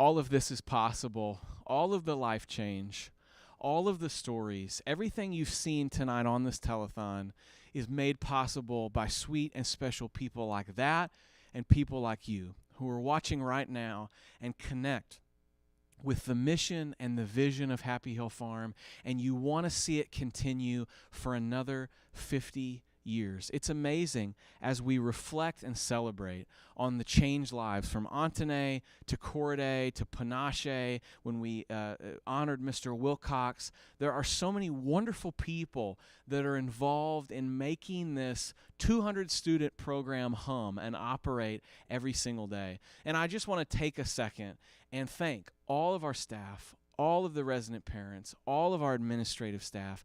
We could not do this without you. You guys are literally the hands and the feet of Christ to these students. You're with them day in and day out. You give me the fuel and the motivation to go out and share these stories and collect new donors and find the people that God is sending to us so that we can continue this great work in the lives of kids. I'm honored to just partner with you. I'm honored to work with you. Every coach, every single staff member at Happy Hill Farm, if you're watching this, thank you. Thank you from my family, from the Shipman family, and thank you from me personally. You make these things possible. And so I just wanted to say that, and I also wanted to give another appeal to give. It looks like we're at, awesome, we made it over the 50% mark. We're at $83,410 to change kids' lives tonight. That is awesome. Thank you so much for your giving. The broadcast is not over. Continue to comment, continue to engage. Let's see if we can get to 100,000 here tonight. You can give at happyhillfarm.org/telethon, or you can call the number on the screen to make a gift. I'm honored that you've chosen this ministry at this time to partner with, and I want to introduce you to a very special couple of donors who are going to talk a little bit about their experience with Happy Hill Farm and estate planning and how they got to the point that they are supporting Happy Hill Farm. A very sweet, special couple. I'm excited to introduce you, our friends and donors, to some of our very special friends and donors who I have here today, Mr. and Mrs. Blaylock. We're going to do an interview with them and talk about how they came to know about Happy Hill Farm. And we've got some great stories coming up that they're going to share. And then we're going to ask just a few questions about why Happy Hill Farm is important to them, and talk a little bit about estate planning as well, because I know that's important to them as far as the legacy of helping kids here at Happy Hill Farm. So thank you for being here. Thank you. Yeah, it's good to see you both, and we just had a great lunch, and I'm excited to interview you here and just ask you a few questions. It's just a conversation, you know, like we have them regularly. It's just another one that just happened to have these guys here. First, I guess, just let us know kind of how you got started with Happy Hill Farm, how you met my grandfather, and I know there's a great story in that, and I'd love for you to share it for everybody watching the telethon. Well, I'd seen some literature on a letter or something in the beginning on Happy Hill Farm, and I'd found out a little bit about the sheriff had brought a couple of girls out here, and for Mr. and Miss Shipman to see after and keep them out of trouble. They didn't want to put them in jail just yet. And that's why the thing got started. Yeah. And then a little bit later, I heard that they were taking kids in and starting to, they had 500 acres out here that they were going to build this magnificent thing on. And I just heard about them, and I had a cow that was having trouble. We lived on the farm out there north of Granbury, and I had this cow that was fixing to calve, and she had it out in the pasture, and it paralyzed her. The year before, she tried to have one, and we had to have it pulled. And then this year, we thought, well, we'll go one more year. Well, she had it in the pasture, and she couldn't get up. It paralyzed her. And of course, the little calf was born dead again. And she, the vet came out and cleaned her out and we built a little lot around her to keep the other cows off of her. And he said, now, if she's not up in 7 days, you might as well forget it. Okay. Well, we had to go out every day and roll her over and move her around, feed her and water. And 8 days passed, she hadn't got up. And so I said, well, I'll have to do away with her if she don't get up. And I said a little prayer for her. I said, if she gets up, then I'm going to send Happy Hill Farm $200. And I went home that evening. That's before I built a house out there. And so the next morning I come in, turn the corner, get down to the farm. There she was standing up. I went that day and mailed Happy Hill Farm $200. And I didn't wait any longer. And then we kept her. And the next year, she had her calf, and it was a good calf. And she had about 6 or 7 after that. And we named her Happy Hill Farm. And she was turned in to be a pet because we had fooled with her so much. We could set our grandkids up on her and take her picture and stuff like that. We call her Happy Hill Farm. And, I love it. And then we got acquainted that way and got started with it. And your grandpa, we'd come down and heard him preach a few times on Sunday, and we just realized this was a nice. Tell them where, what we did with her when we sold her. We sold the cow. Oh, yeah. Yeah, I forgot about that. When she got to where she couldn't keep up with the herd. She had arthritis so bad. Mm-hmm. And so we sold her, and we just endorsed the back of the check and mailed it to Ed Shipman. I love it. We didn't cash the check. That is so sweet. And I just think about so many of you watching this as our friends and donors. You may have stories similar to that. Not as good. That's a one-of-a-kind story there about how you got connected to Happy Hill Farm. But it's just sweet to think, many of you watching this have been connected to us for decades. We're talking about, this is what, early 80s maybe? Late yes, 70s? It was. Yeah, it was early 80s. Yeah, and so we're talking about decades of cooperation and help that the Blaylocks have given the kids at Happy Hill Farm, and started with a little incident with a cow. And so it's just neat to be able to look back and think about how God orchestrates things and brings people together in the wildest of ways. And like I said, some of you watching can think, I got a story about how I met Ed, my grandfather, and how I got connected to Happy Hill Farm, or how you met me. I got some stories of my own of people who've called and heard things and seen things and got connected to the kids here. But that's a really neat story. So as we think about what happened from then on, so that's early 80s.